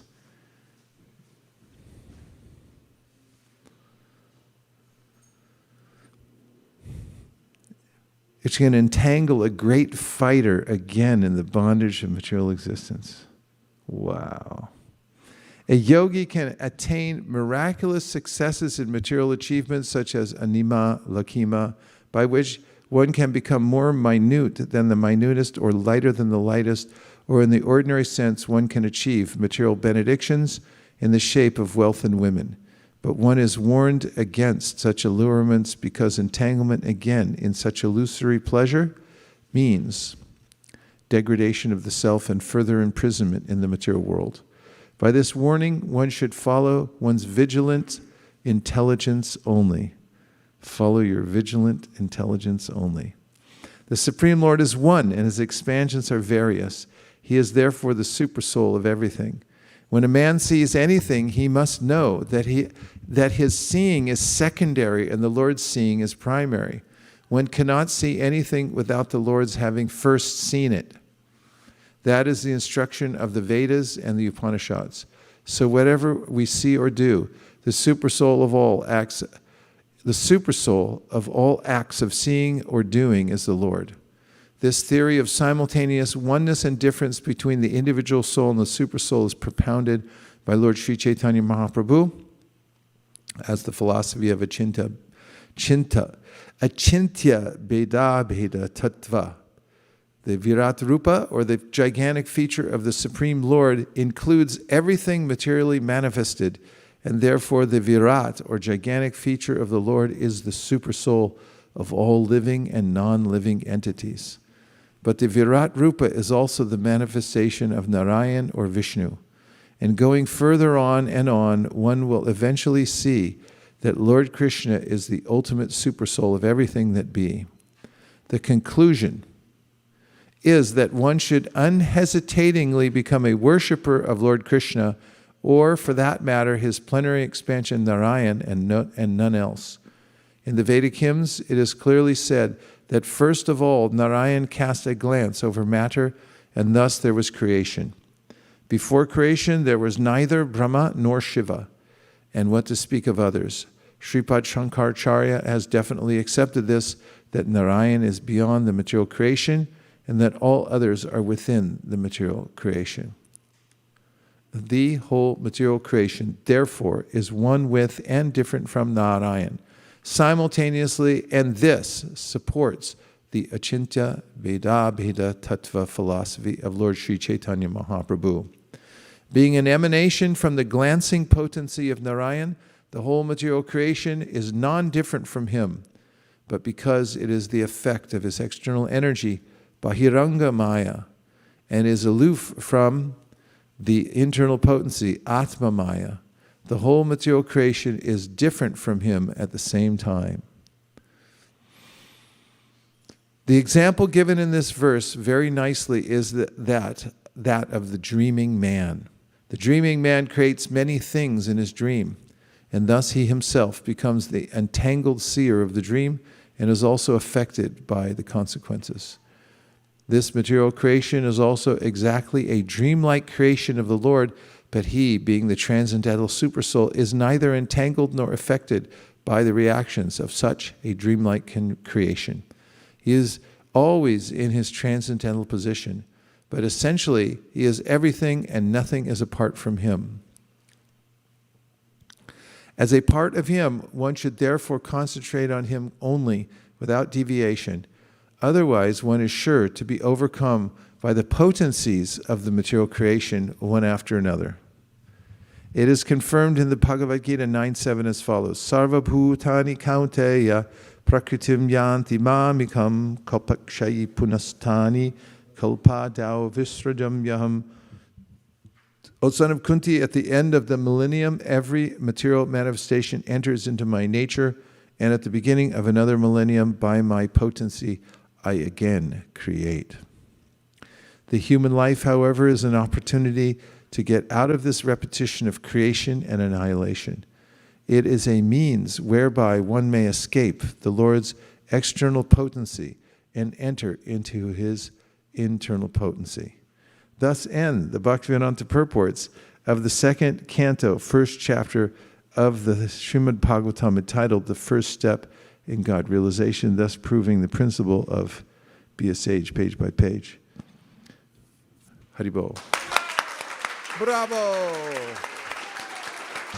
Bravissimo! Sadhu, sadhu.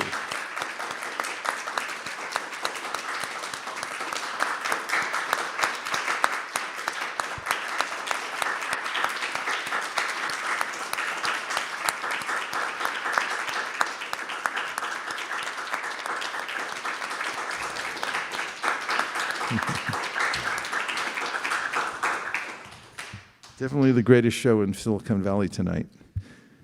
I don't know how many other corporations are reading Bhagavatam. I hope quite a few, though. Let's take a few reflections. What did you hear that struck you as being profound or helpful? Oh, good. We have the whole Zoom room. There's a lot of famous sadhus in there. Okay. What did you all hear? Prabhu, I have a reflection from Priya. She's not able to read because she's actually in Denver airport. No reading allowed in Denver? She says there's so much noise. Oh, too much noise.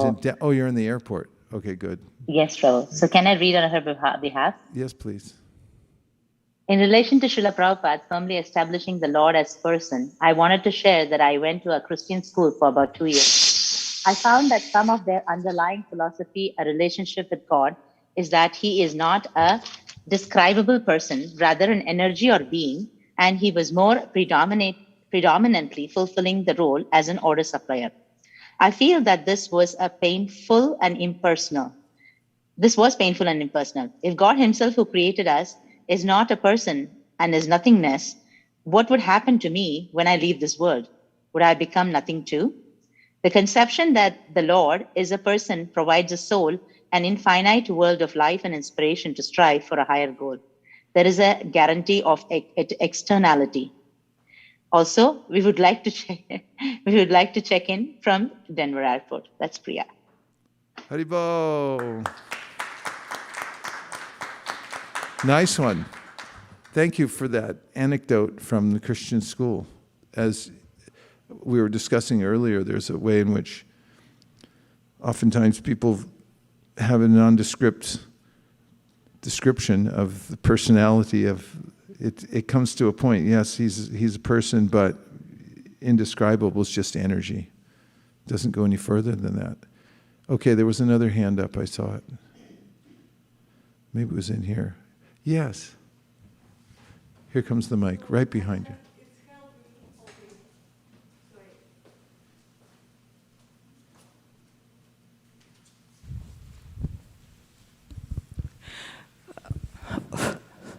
Is it okay? So when I read explanation about God, that everything is His body in this world, like air and animals and rivers and mountains, that everything is parts of God's body. And it's really helped me to constantly think about Him. When I look like ocean and I think, wow, it's part of like God's body. So it's really helpful. It's very helped me to think about God like constantly, not just when I in the temple or when I read Bhagavad Gita or something else, or pray or chant mantra. Just, yeah, because before I thought, how is it possible constantly? I am not this level to constantly think about God. Just when I read, okay, I remember about Him. But now after, not just now, before I also read about this, but it's remind me again that, yeah, it's everything, it's like God. And I remember when first time I read Bhagavad Gita and about this Virat-rupa gods.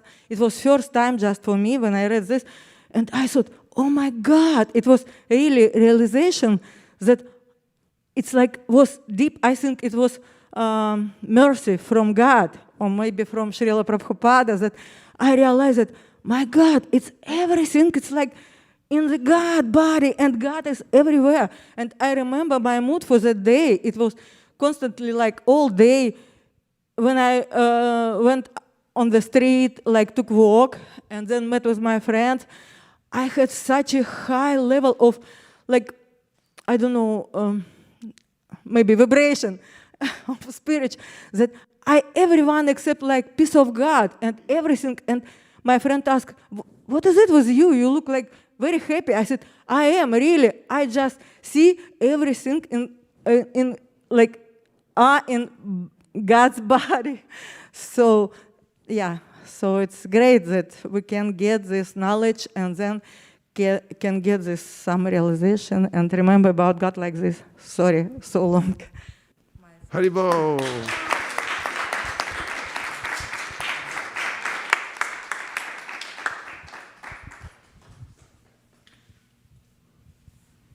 And now we're going to have the Damodarastakam.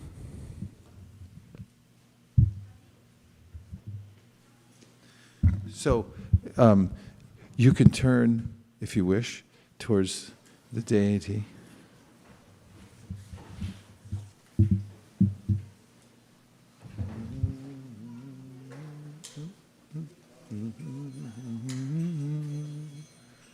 Vatsakundalangoku Levrajamanam Yashodavi. Here, you play the drum. I'll sing.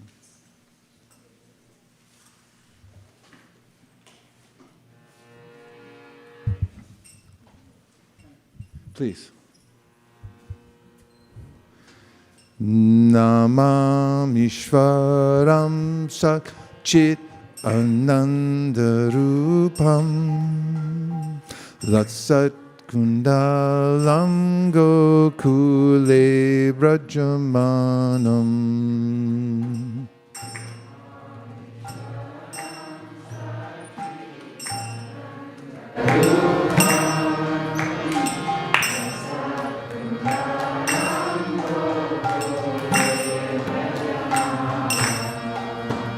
Namam Ishwaram Sakchit Anandarupam Lasat Kundalam Gokule Brajamanam.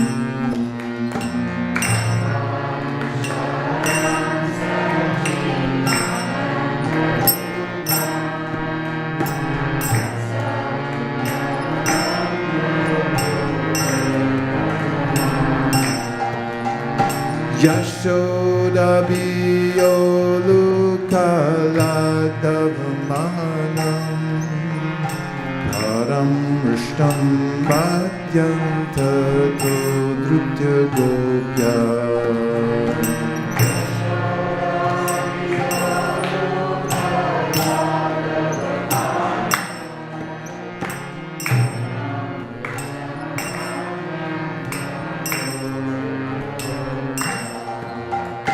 Yashoda Biyolukala Davamanam Param Rishtam Bhadyanta Todrutya Gopya.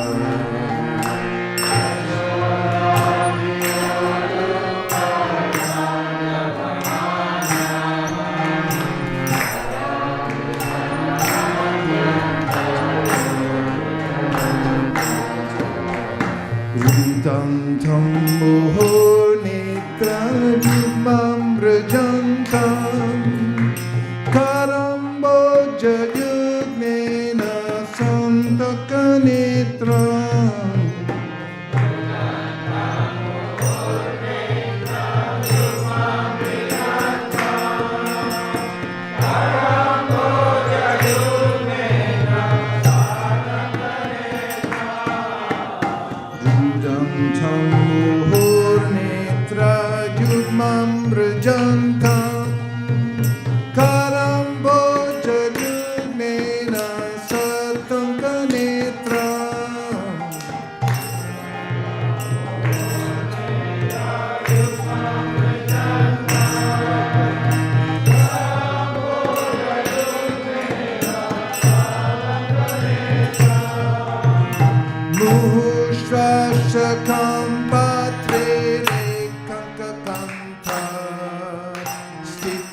Graivam Damodaram Bhakti Bhaktam Kampatrere Kankakanta Stita Graivam Damodaram Push Itit Triksvalila Virananda Kunde Sagosham Nimajjantam Makyapayantam.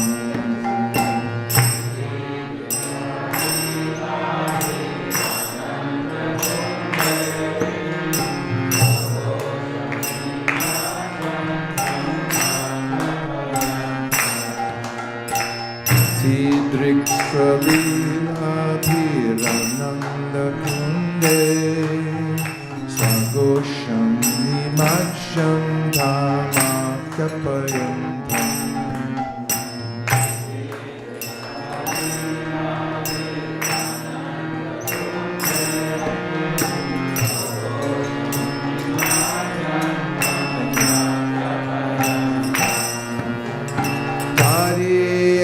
Shitageshu Bhaktirjitatvam Guna Prematastam Shatariti Vande.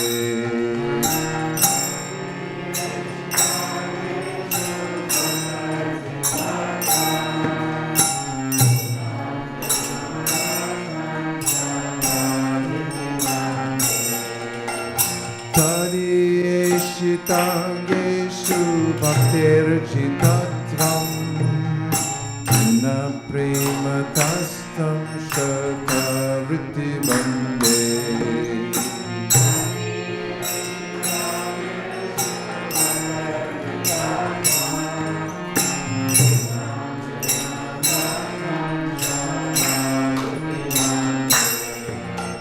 Param deva moksham na moksham vadimba na chanyam pranayam vareshara piha. Param deva moksham na moksham vadimba na chanyam pranayam vareshara piha. Param deva moksham moksham vadimba na chanyam pranayam vareshara piha. Param deva moksham na moksham vadimba na chanyam pranayam vareshara piha. Idam deva purnata gopala balam sada me manastya virastam kimanyai. Idam deva purnata gopala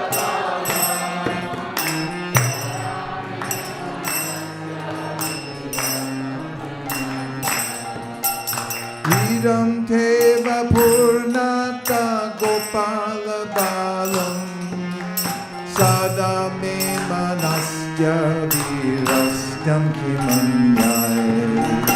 Idam deva purnata gopala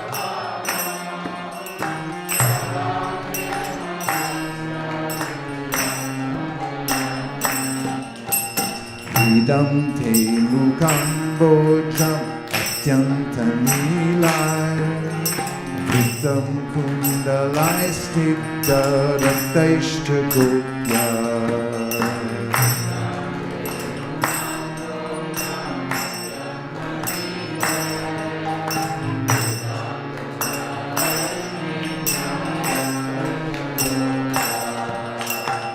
Idam te mukam bojam atyantamilai Vitam kundalai stipta raktaishta gopya.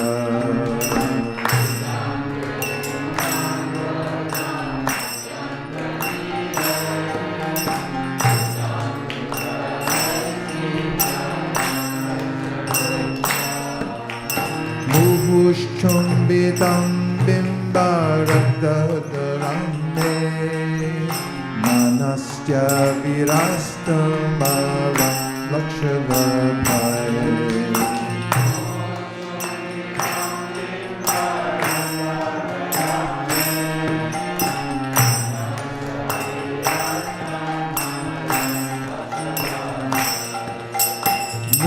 Muhushchumbitam bimbaradadaramne manastya virastamavam lakshadabhaya.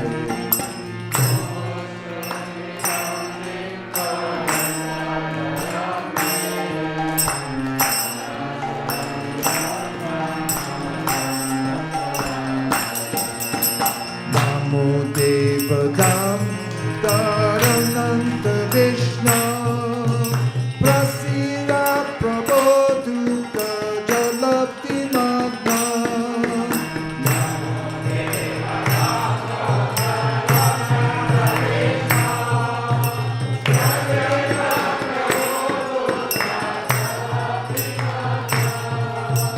Namo Devadam Dharananta Vishnu Prasida Prabodhuta Jalati Magna. Namo Devadam Dharananta Vishnu Prasida Prabodhuta Jalati Magna. Kripa Drishti Vrishyati Dinambatanu Grihani Shamam Madhyam yakshi drishya.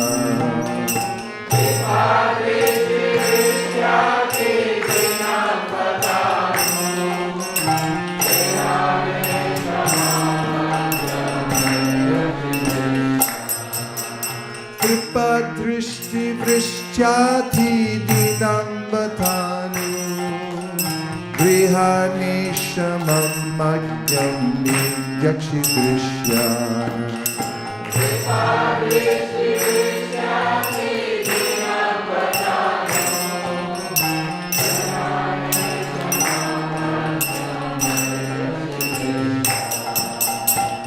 Veratmajau baddha nityaiva yadva tvayamuchitau bhakti bhajagritau cha.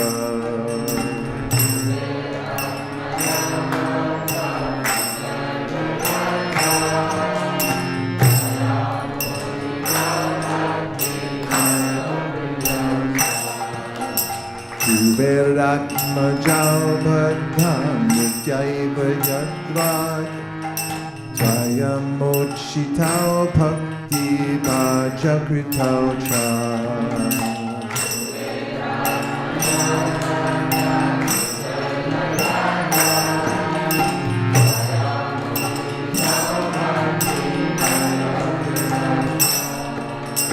Tata prema bhaktin swakam mi prayaksha namokshe graho me stita mudareha.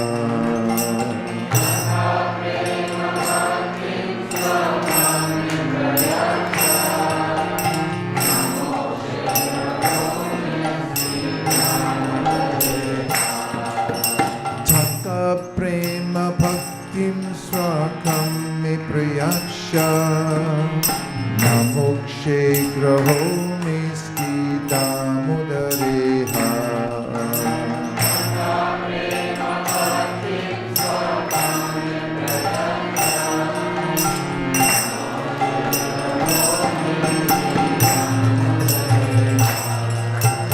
Namaste studane sturadhiti dane Variyogarayat Vishvasadane. Namaste studane sturadhiti dane Variyogarayat Vishvasadane. Namaste studane sturadhiti dane Variyogarayat Vishvasadane.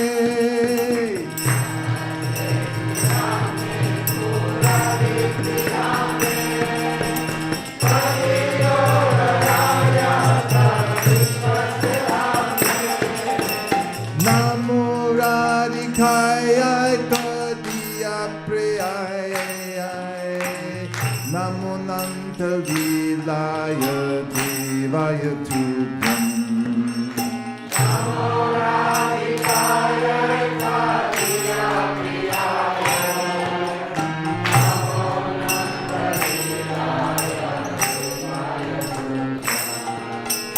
Namo Radhikaya Tadiya Priyaya Namo Nanta Vilaya Devaya Tubham.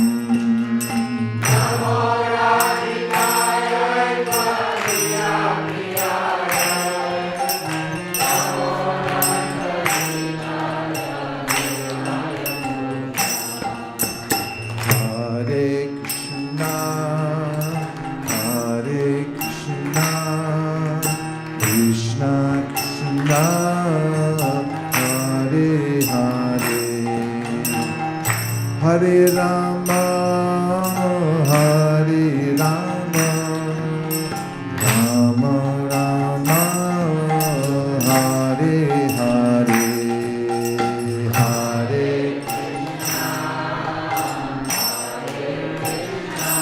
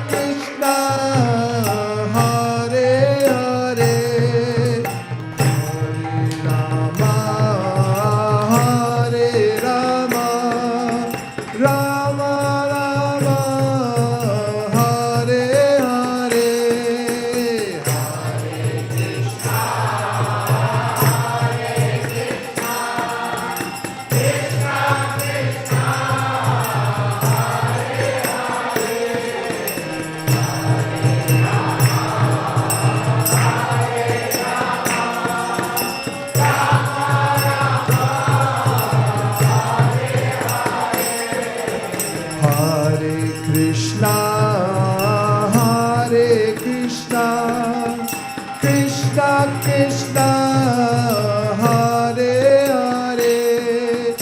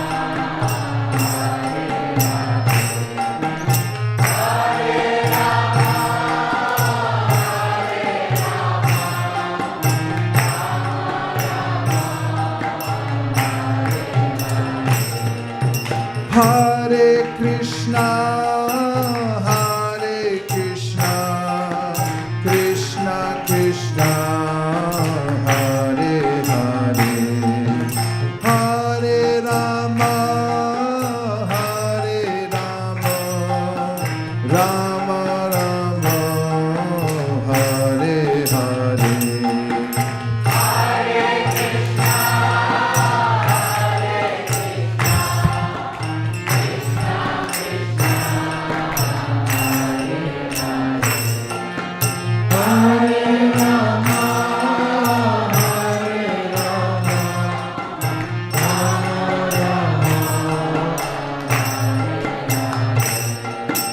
Hare Krishna, Hare Krishna, Krishna Krishna, Hare Hare, Hare Rama, Hare Rama, Rama Rama, Hare Hare.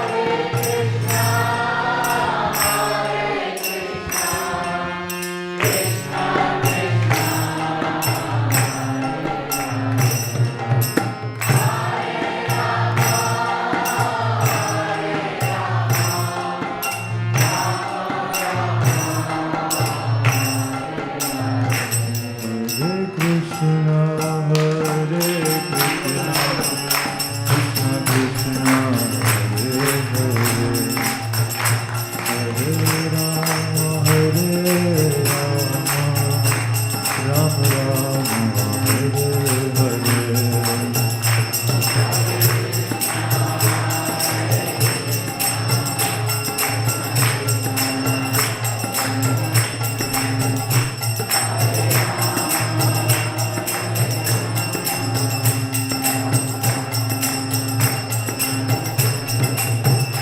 Hare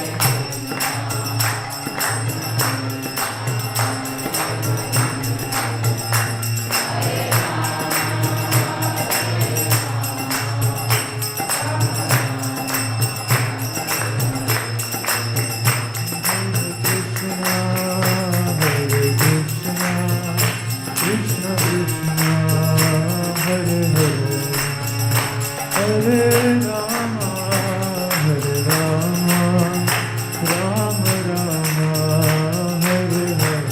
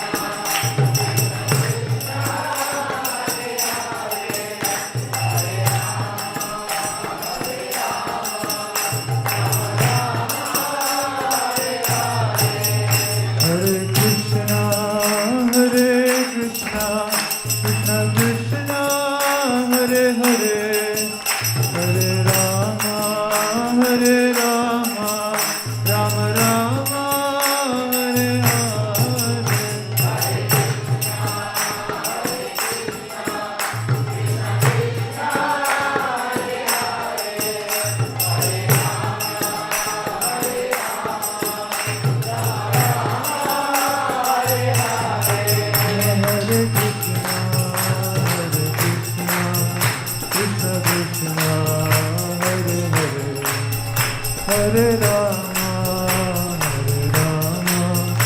Rama Rama, Hare Hare.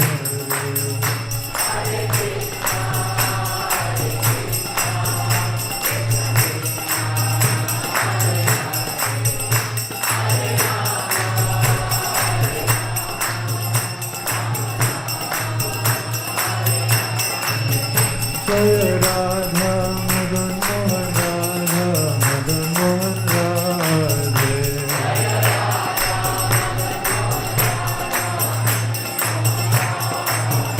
Jaya Radha Madan Mohan Radha Madan Mohan Radhe.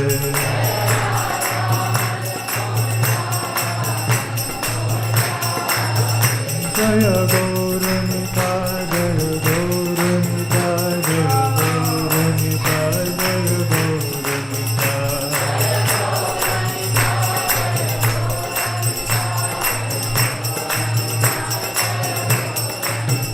Nita Gaura Hari Bol, Hari Bol, Nita Gaura Hari Bol.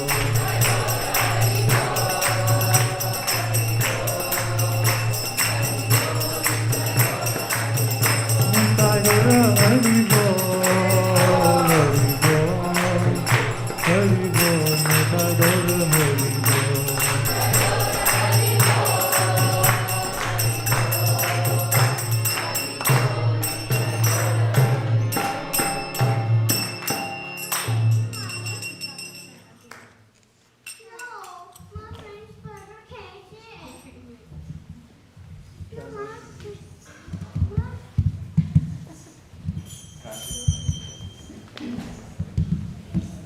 There's a translation, please.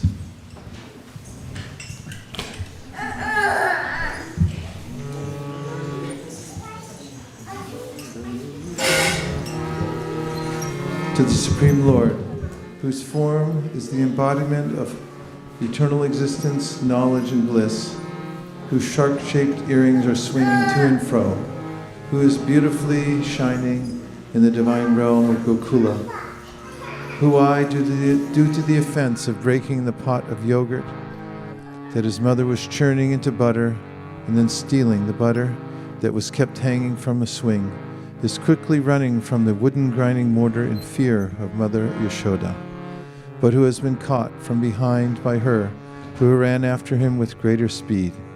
To that Supreme Lord, Sri Damodar, I offer my humble obeisances. Seeing the whipping stick in his mother's hand, he is crying and rubbing his eyes again and again with his two lotus hands. His eyes are filled with fear, and the necklace of pearls around his neck, which is marked with 3 lines like a conch shell, is shaking because of his quick breathing due to crying. To the Supreme Lord, Sri Damodar, whose belly is bound not with ropes, but with his mother's pure love, I offer my humble obeisances. By such childhood pastimes as this, he is drowning the inhabitants of Gokula in pools of ecstasy, and is revealing to those devotees who are absorbed in knowledge of his supreme majesty and opulence, that he is only conquered by devotees whose pure love is imbued with intimacy and is free from all conceptions of awe and reverence. With great love, I again offer my obeisances to Lord Damodar hundreds and hundreds of times. O Lord, although you are able to give all kinds of benedictions, I do not pray to you for the boon of impersonal liberation, nor the highest liberation of eternal life in Vaikuntha, nor any other boon which may be obtained by executing the 9 processes of bhakti. O Lord, I simply wish that this form of yours, as Balagopal in Vrindavan, may ever be manifest in my heart. For what is the use to me of any other boon besides this? O Lord, your lotus face, which is encircled by locks of soft black hair tinged with red, is kissed again and again by Mother Yashoda, and your lips are reddish like the bimba fruit.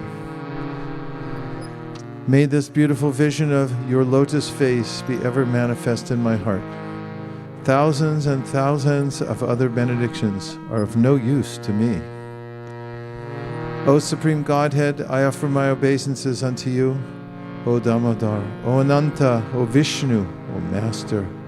O my Lord, be pleased upon me by showering your glance of mercy upon me. Deliver this poor ignorant fool who is immersed in an ocean of worldly sorrows and become visible to my eyes. O Lord Damodar, just as the two sons of Kuvera, Manigriva and Nanakuvera, were delivered from the curse of Narada and made into great devotees by you in your form as a baby, tied with rope to a wooden grinding mortar, in the same way, please give to me your own prema bhakti. I only long for this and have no desire for any kind of liberation. O Lord Damodar, I first of all offer my obeisances to the brilliantly effulgent rope which binds your belly. I then offer my obeisances to your belly, which is the abode of the entire universe. I humbly bow down to your most beloved Srimati Radharani, and I offer my all obeisances to you, the Supreme Lord, who displays unlimited pastimes. Shri Damodar Ashtakam ki jai, Shri Kartik Frat ki jai, Gaur Premanandi Haribol.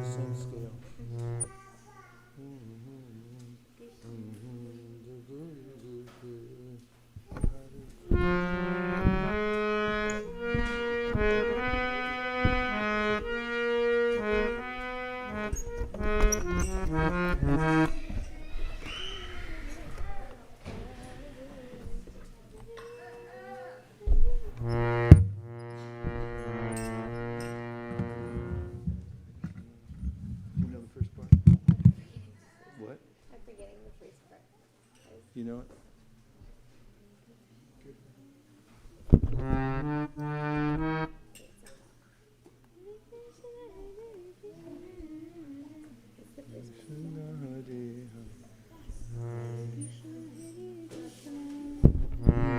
That's it.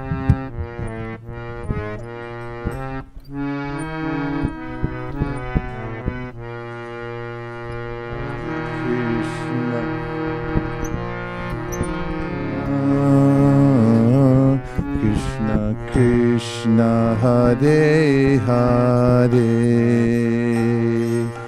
Hare Rama Hare Rama Rama Rama Hare Hare Hare Krishna Hare Krishna Krishna Krishna Hare Hare Hare Rama Hare Rama Rama Rama Hare Hare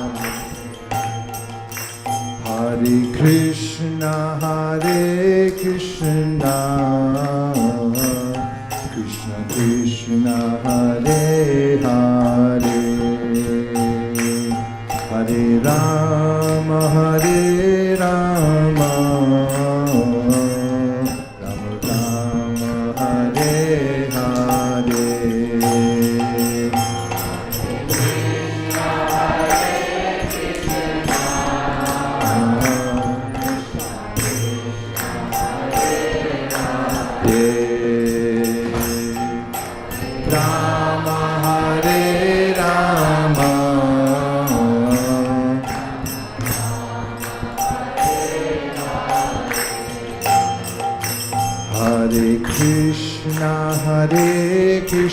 Krishna, Krishna Krishna, Hare Hare,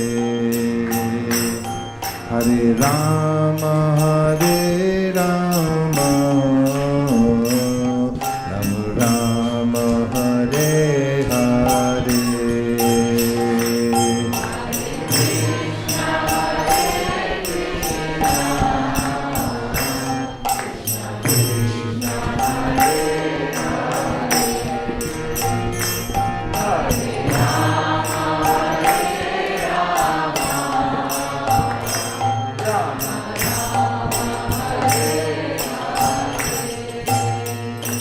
Hare Krishna, Hare Krishna,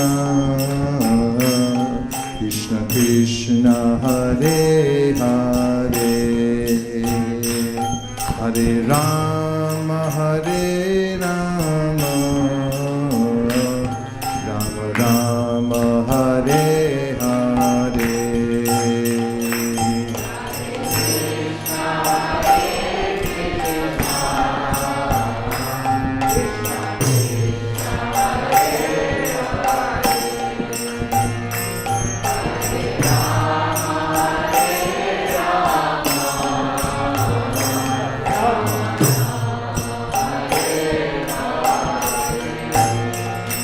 Hare Krishna, Hare Krishna, Krishna Krishna, Hare Hare, Hare Rama, Hare Rama, Rama Rama, Hare Hare.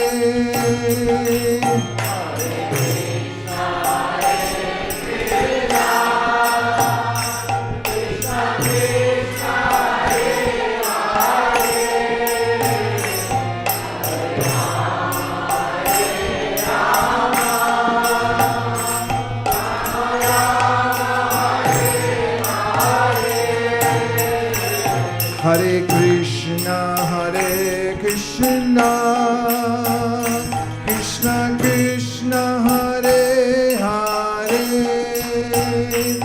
Hare Rama, Hare Rama, Rama Rama, Hare Hare.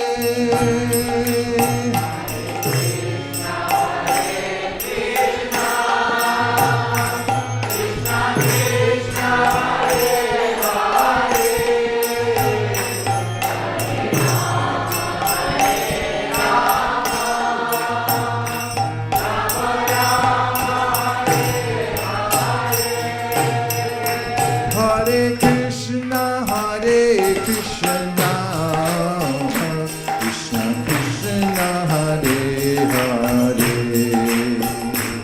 Hare Rama, Hare Rama, Rama Rama, Hare Hare.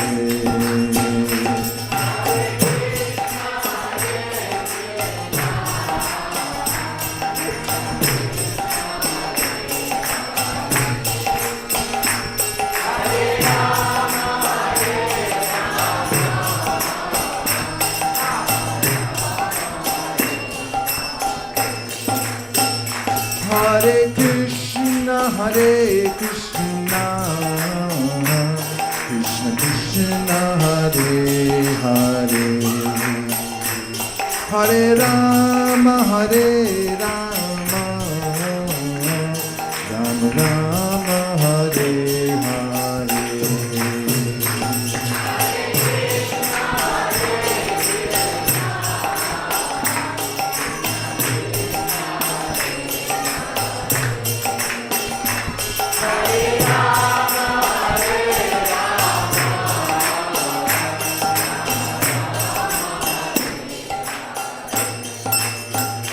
Hare Krishna, Hare Krishna, Krishna Krishna, Hare Hare, Hare Rama, Hare Rama, Rama Rama, Hare Hare.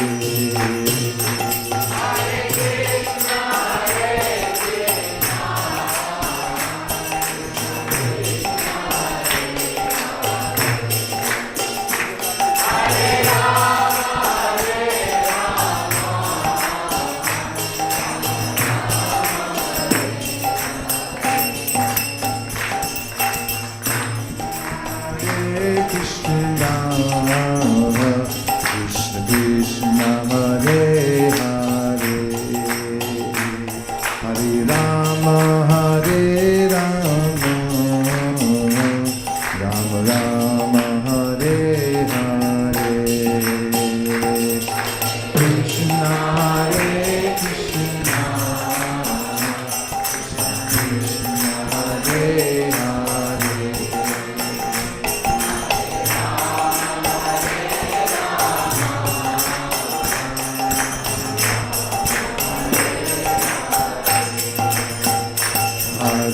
Krishna, Hare Krishna, Krishna Krishna, Hare Hare, Hare Rama, Hare Rama, Rama Rama, Hare Hare.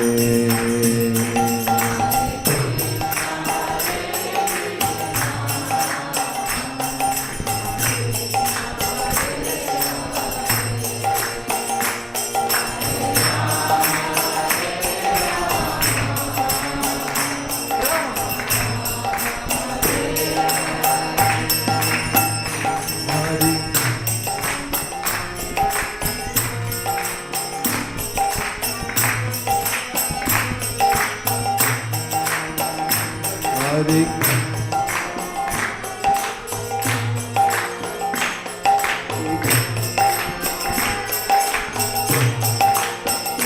Krishna Krishna, Hare Hare, Hare Rama, Hare Rama, Rama Rama, Hare Hare.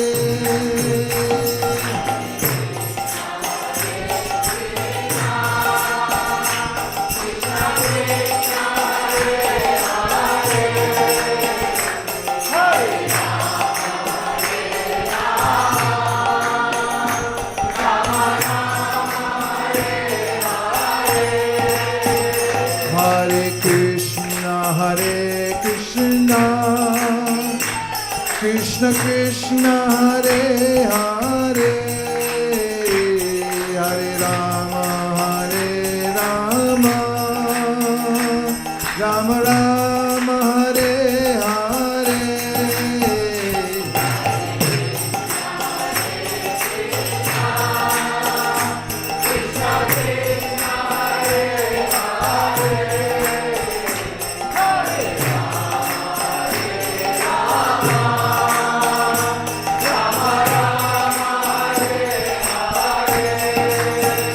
Hare Krishna, Hare Krishna, Krishna Krishna, Hare Hare, Hare Rama, Hare Rama, Rama Rama, Hare Hare.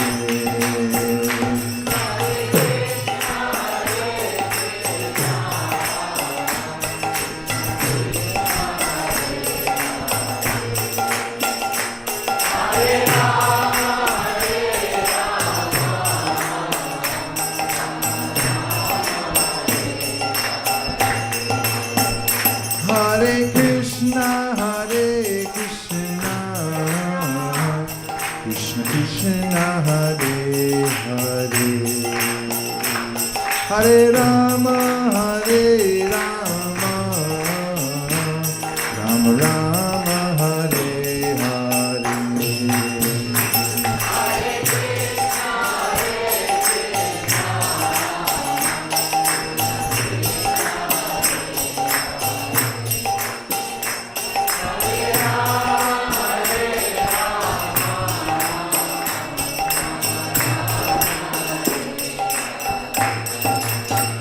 Hare Krishna, Hare Krishna,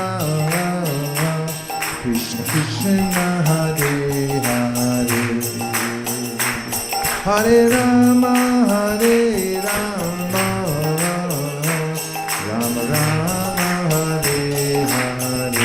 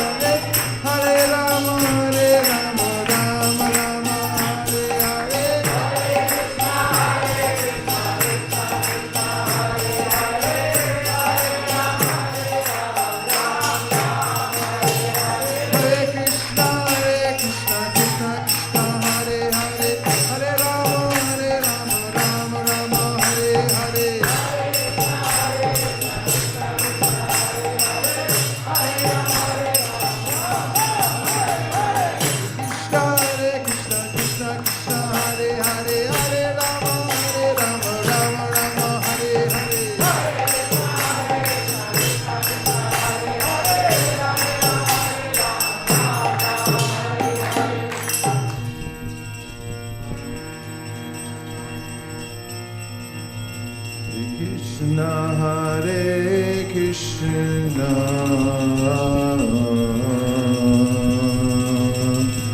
Krishna Krishna, Hare Hare, Hare Rama, Hare Rama, Rama Rama, Hare Hare.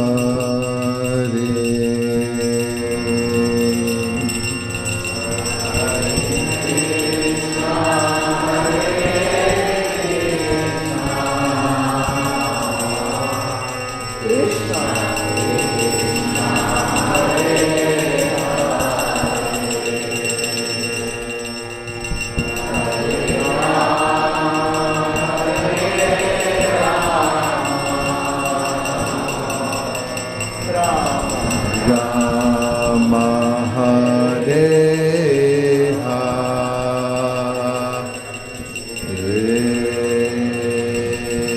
Go Premanande, Nitai Gaura Haribo, Haribo, Haribo, Nitai Gaura Haribo.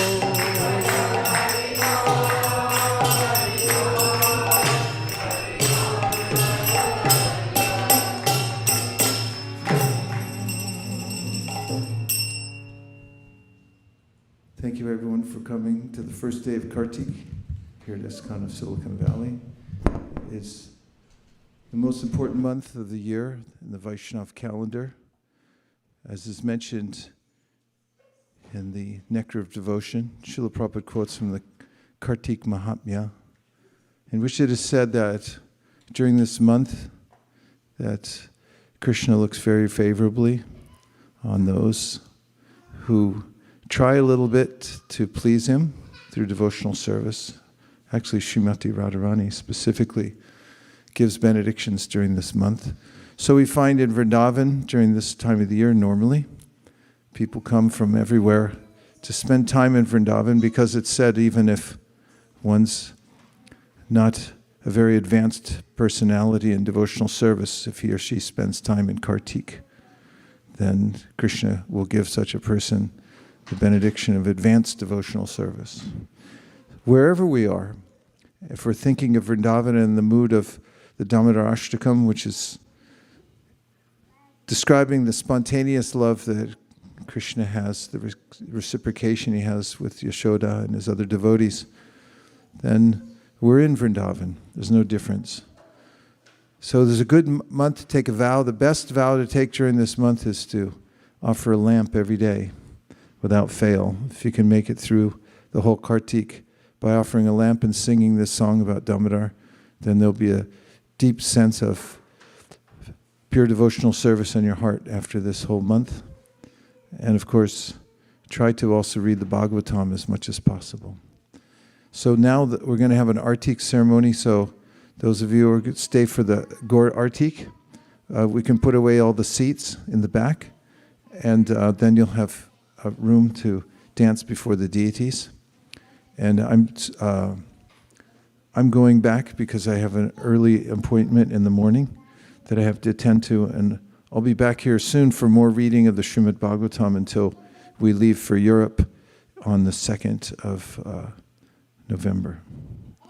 Vanchakalpatarishya kripasindhabheva patitanam bhavanibhyo vaishnavebhyo namo namaha. Is anybody on the Zoom? Hare Krishna. Hare Krishna. Thanks for being on Zoom. You're still at the Thank Denver you. airport? Yes, we came a little early. Okay. Hare Krishna. Hare Krishna. Srila Prabhupada. Jai. Param Deva Moksha.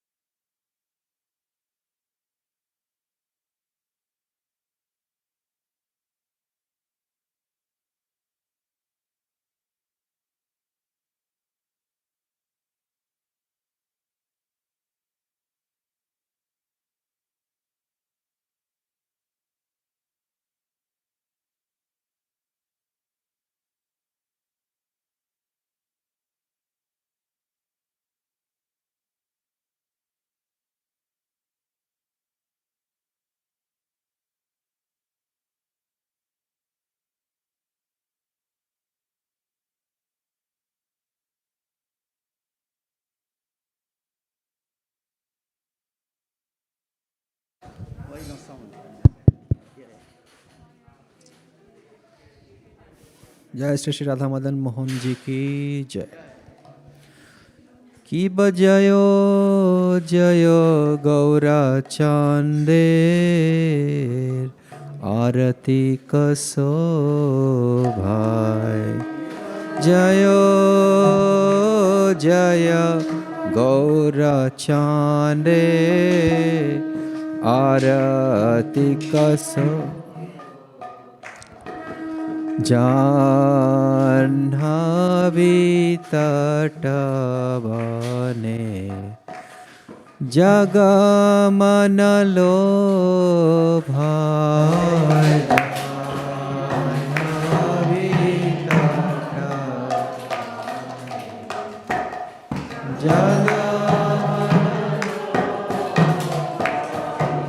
दक्षिण निताय चान वामे गदाधरा।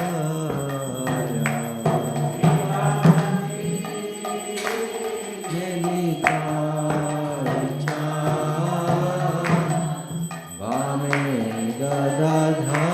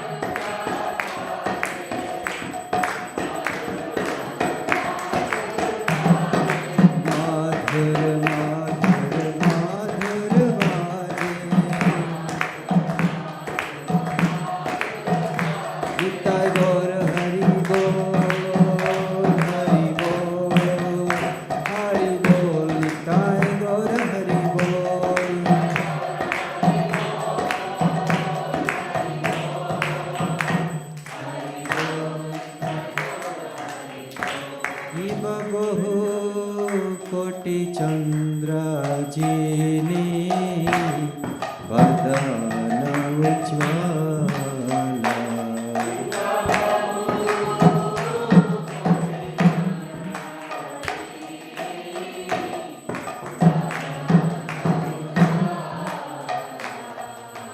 गाला देसे बानमाल करे झलमाला देसे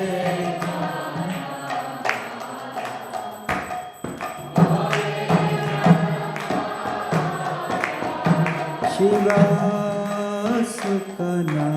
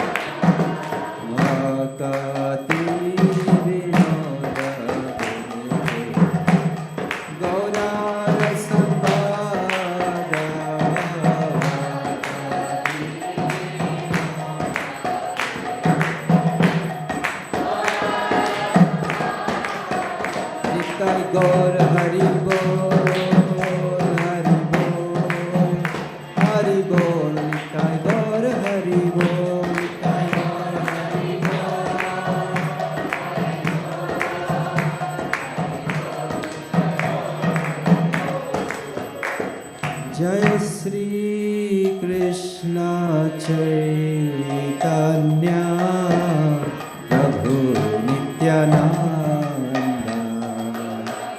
श्री अद्वैत गदाधर शिवसरि गौरा भक्त वृंद जय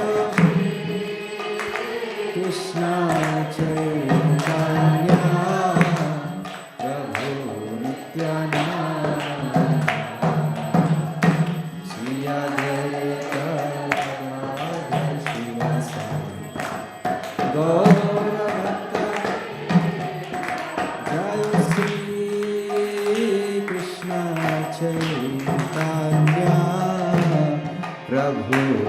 नित्यानंद श्री अद्वैत गदाधर शिवसरि गौर भक्त वृंद जय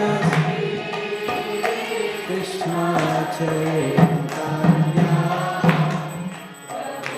Nityanand Shri Advaita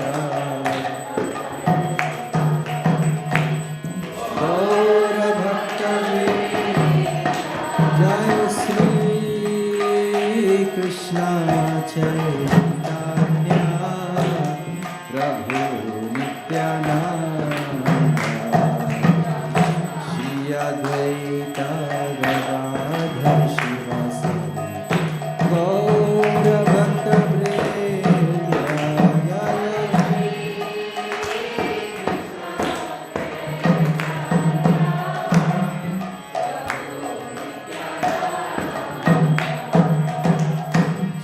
Advaita Radha Shivasari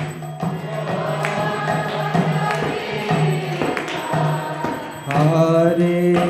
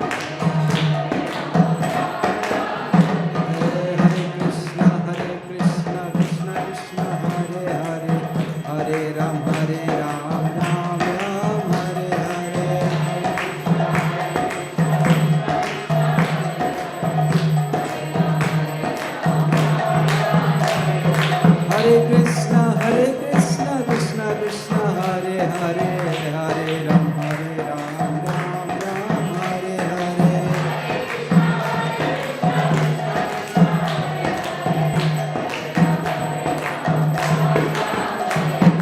Hare Krishna, Krishna Krishna, Hare Hare, Hare Ram, Ram Ram, Hare Hare.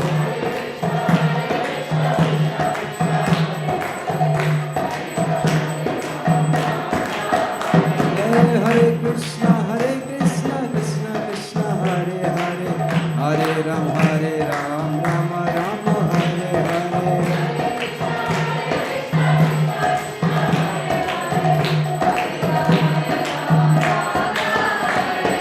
Hare Krishna, Krishna Krishna, Hare Hare, Hare Rama, Rama Rama, Hare Hare.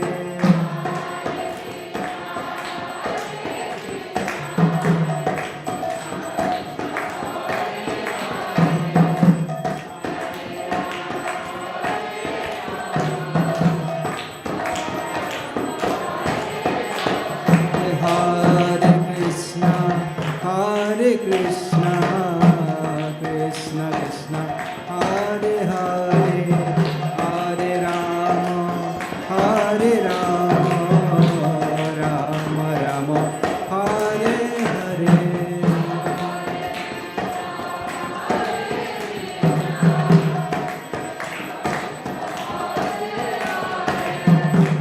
Hare Rama,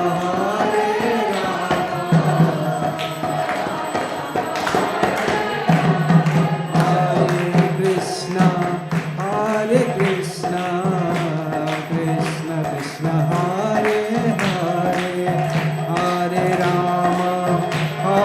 Rama, Rama Rama, Hare Hare.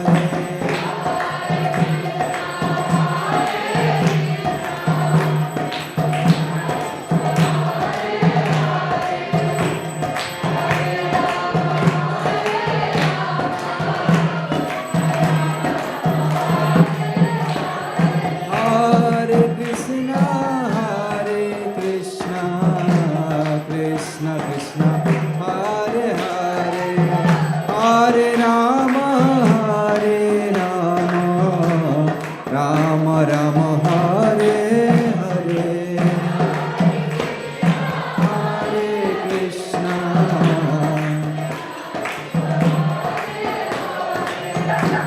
Hare Rama, Rama Rama,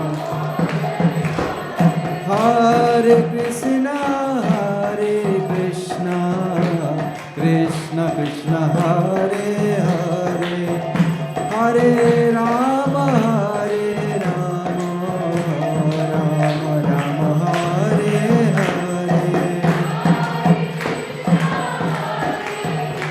Rama Rama, Hare Hare.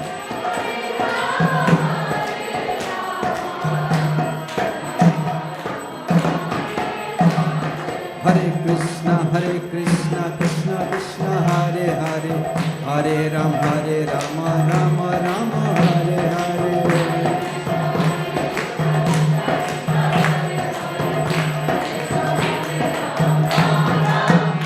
Hare Krishna, Krishna Krishna, Hare Hare, Hare Rama, Rama Rama, Hare Hare.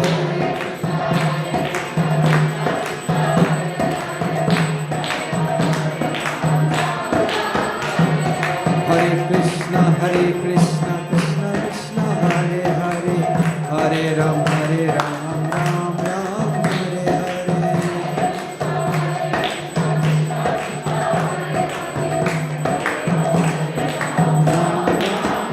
Hare Krishna, Krishna Krishna, Hare Hare, Hare Rama, Rama Rama, Hare Hare.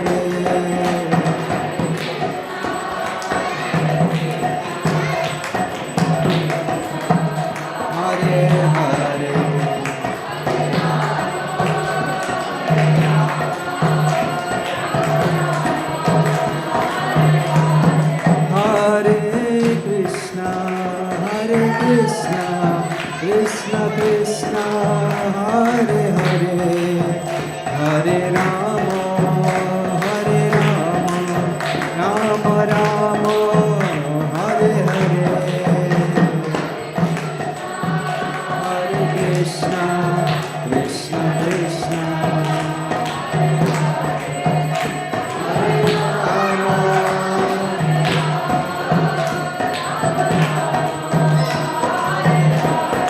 Hare Krishna, Krishna Krishna, Hare Hare, Hare Ram, Ram Ram, Hare Hare.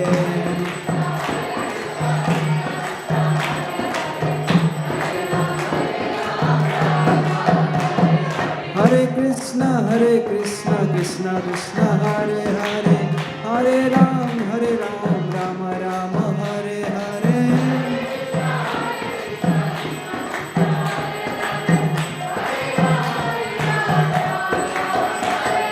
Hare Krishna, Krishna Krishna, Hare Hare, Hare Ram, Ram Ram, Hare Hare.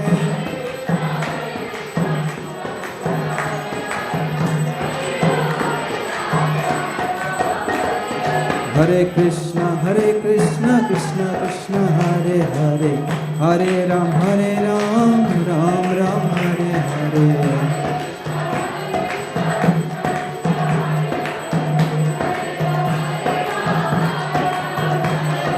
Hare Krishna, Krishna Krishna, Hare Hare, Hare Ram, Ram Ram, Hare Hare.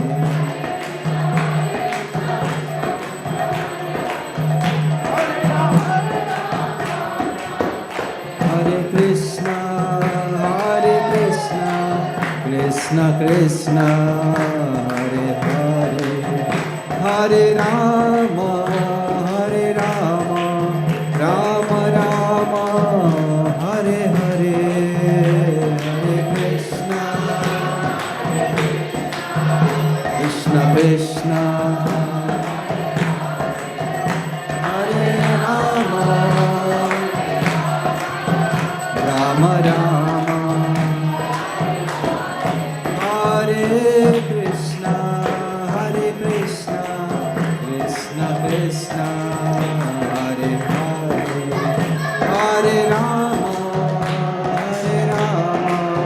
Rama Rama, Hare Hare, Krishna,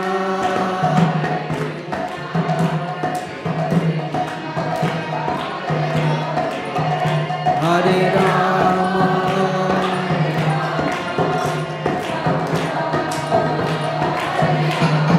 Jayo Radha Madan Mohan, Radha Madan Mohan, Radhe.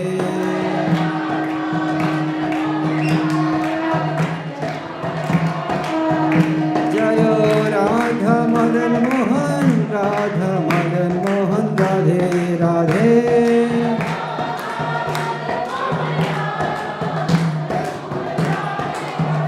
Jaya Prabhupada, Prabhupada, Srila Prabhupada.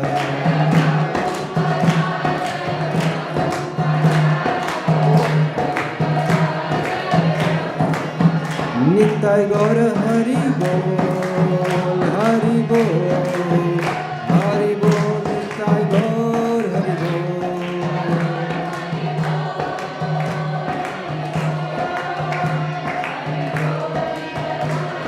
Nitai Gaur Premanande, Hari Hari Bol. Shri Radha Madan Mohan Ji ki jai, Srimad Mahaprabhu ki jai, Shri Shri Lakshmi Narasimha Dev Bhagavan ki jai, Shri Prabhupada ki jai, Samvat Gaur Bhakta Vrinda ki jai, Nitai Gaur Premanande. Vancha Kalpadurivasi Kripasindhu Pranam Mantra. Jam Vishnupada Paramhansa Paripatacharya Ashtotar Sada Sri Srimad. His Divine Grace of Acharana Vrinda Bhaktivedanta Swami Srila Prabhupada ki, Ananta Koti Vaishnava Vrinda ki, Ramacharya Srila Haridas Thakur ki jai.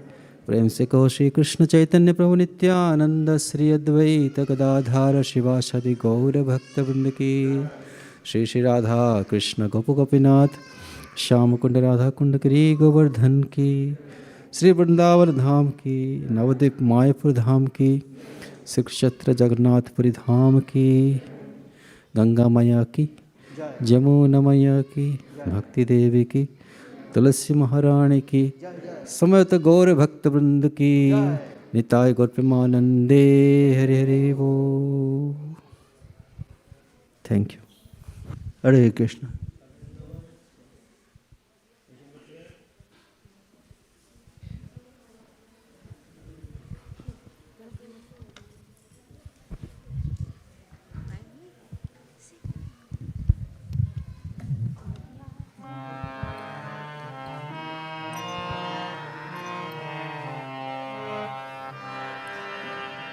Namaste Narashingaya.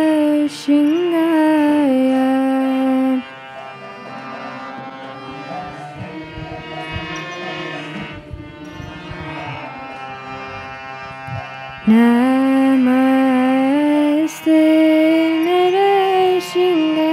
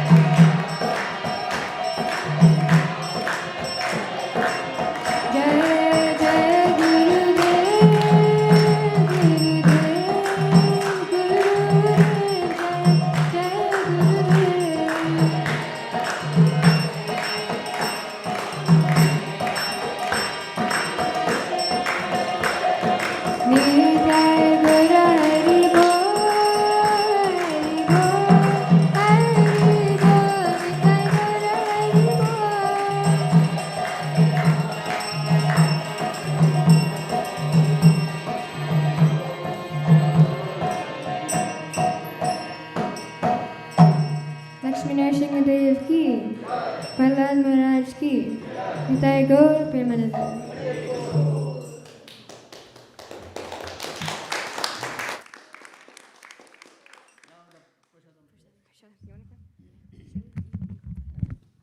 Hare Krishna, now we'll be doing the Prasadam prayers.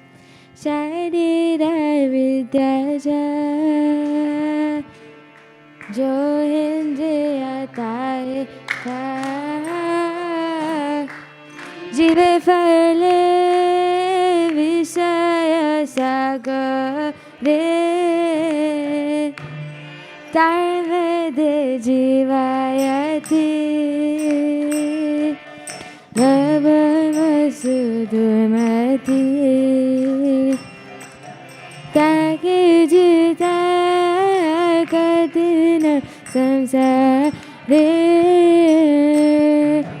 Krishna Bharadayamar Kori Bhare Jivaja Sai Prasadam Ba Osanamrita Bao Shri Shri Radha Krishna Guna Bao Pimidha Kahar Shri Chaitanya Nita Vimidha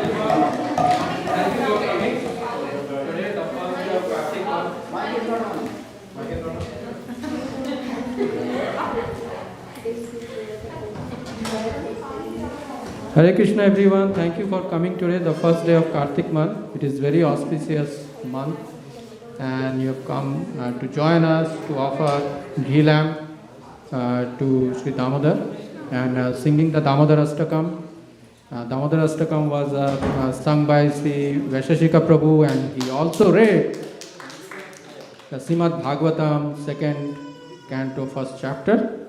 So please give a huge applause to Vaisesika Prabhu. Hari Hari Bol, Hari Bol, Hari Hari, Hari Bol. It was followed by Gaura Arti by Radha Vallabh Prabhu, very melodious song. Thank you. Please give a round of applause to Radha Vallabh Prabhu.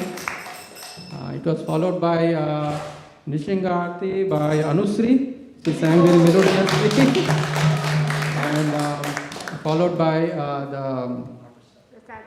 the Prasadam prayers by Monisha. Please give her applause. And we will be having this program today, Tuesday. So reading of the Bhagavatam will happen Tuesday, then Wednesday, then Friday. Like that it will continue till November 2nd. So please come and listen to Srimad Bhagavatam from Sri Vaisesika Prabhu.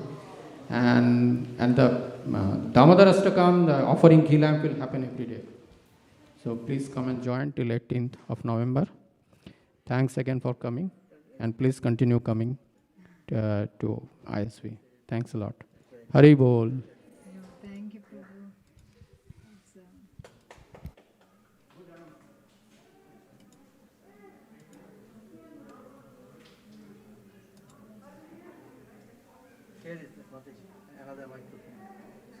Yes, Prabhu.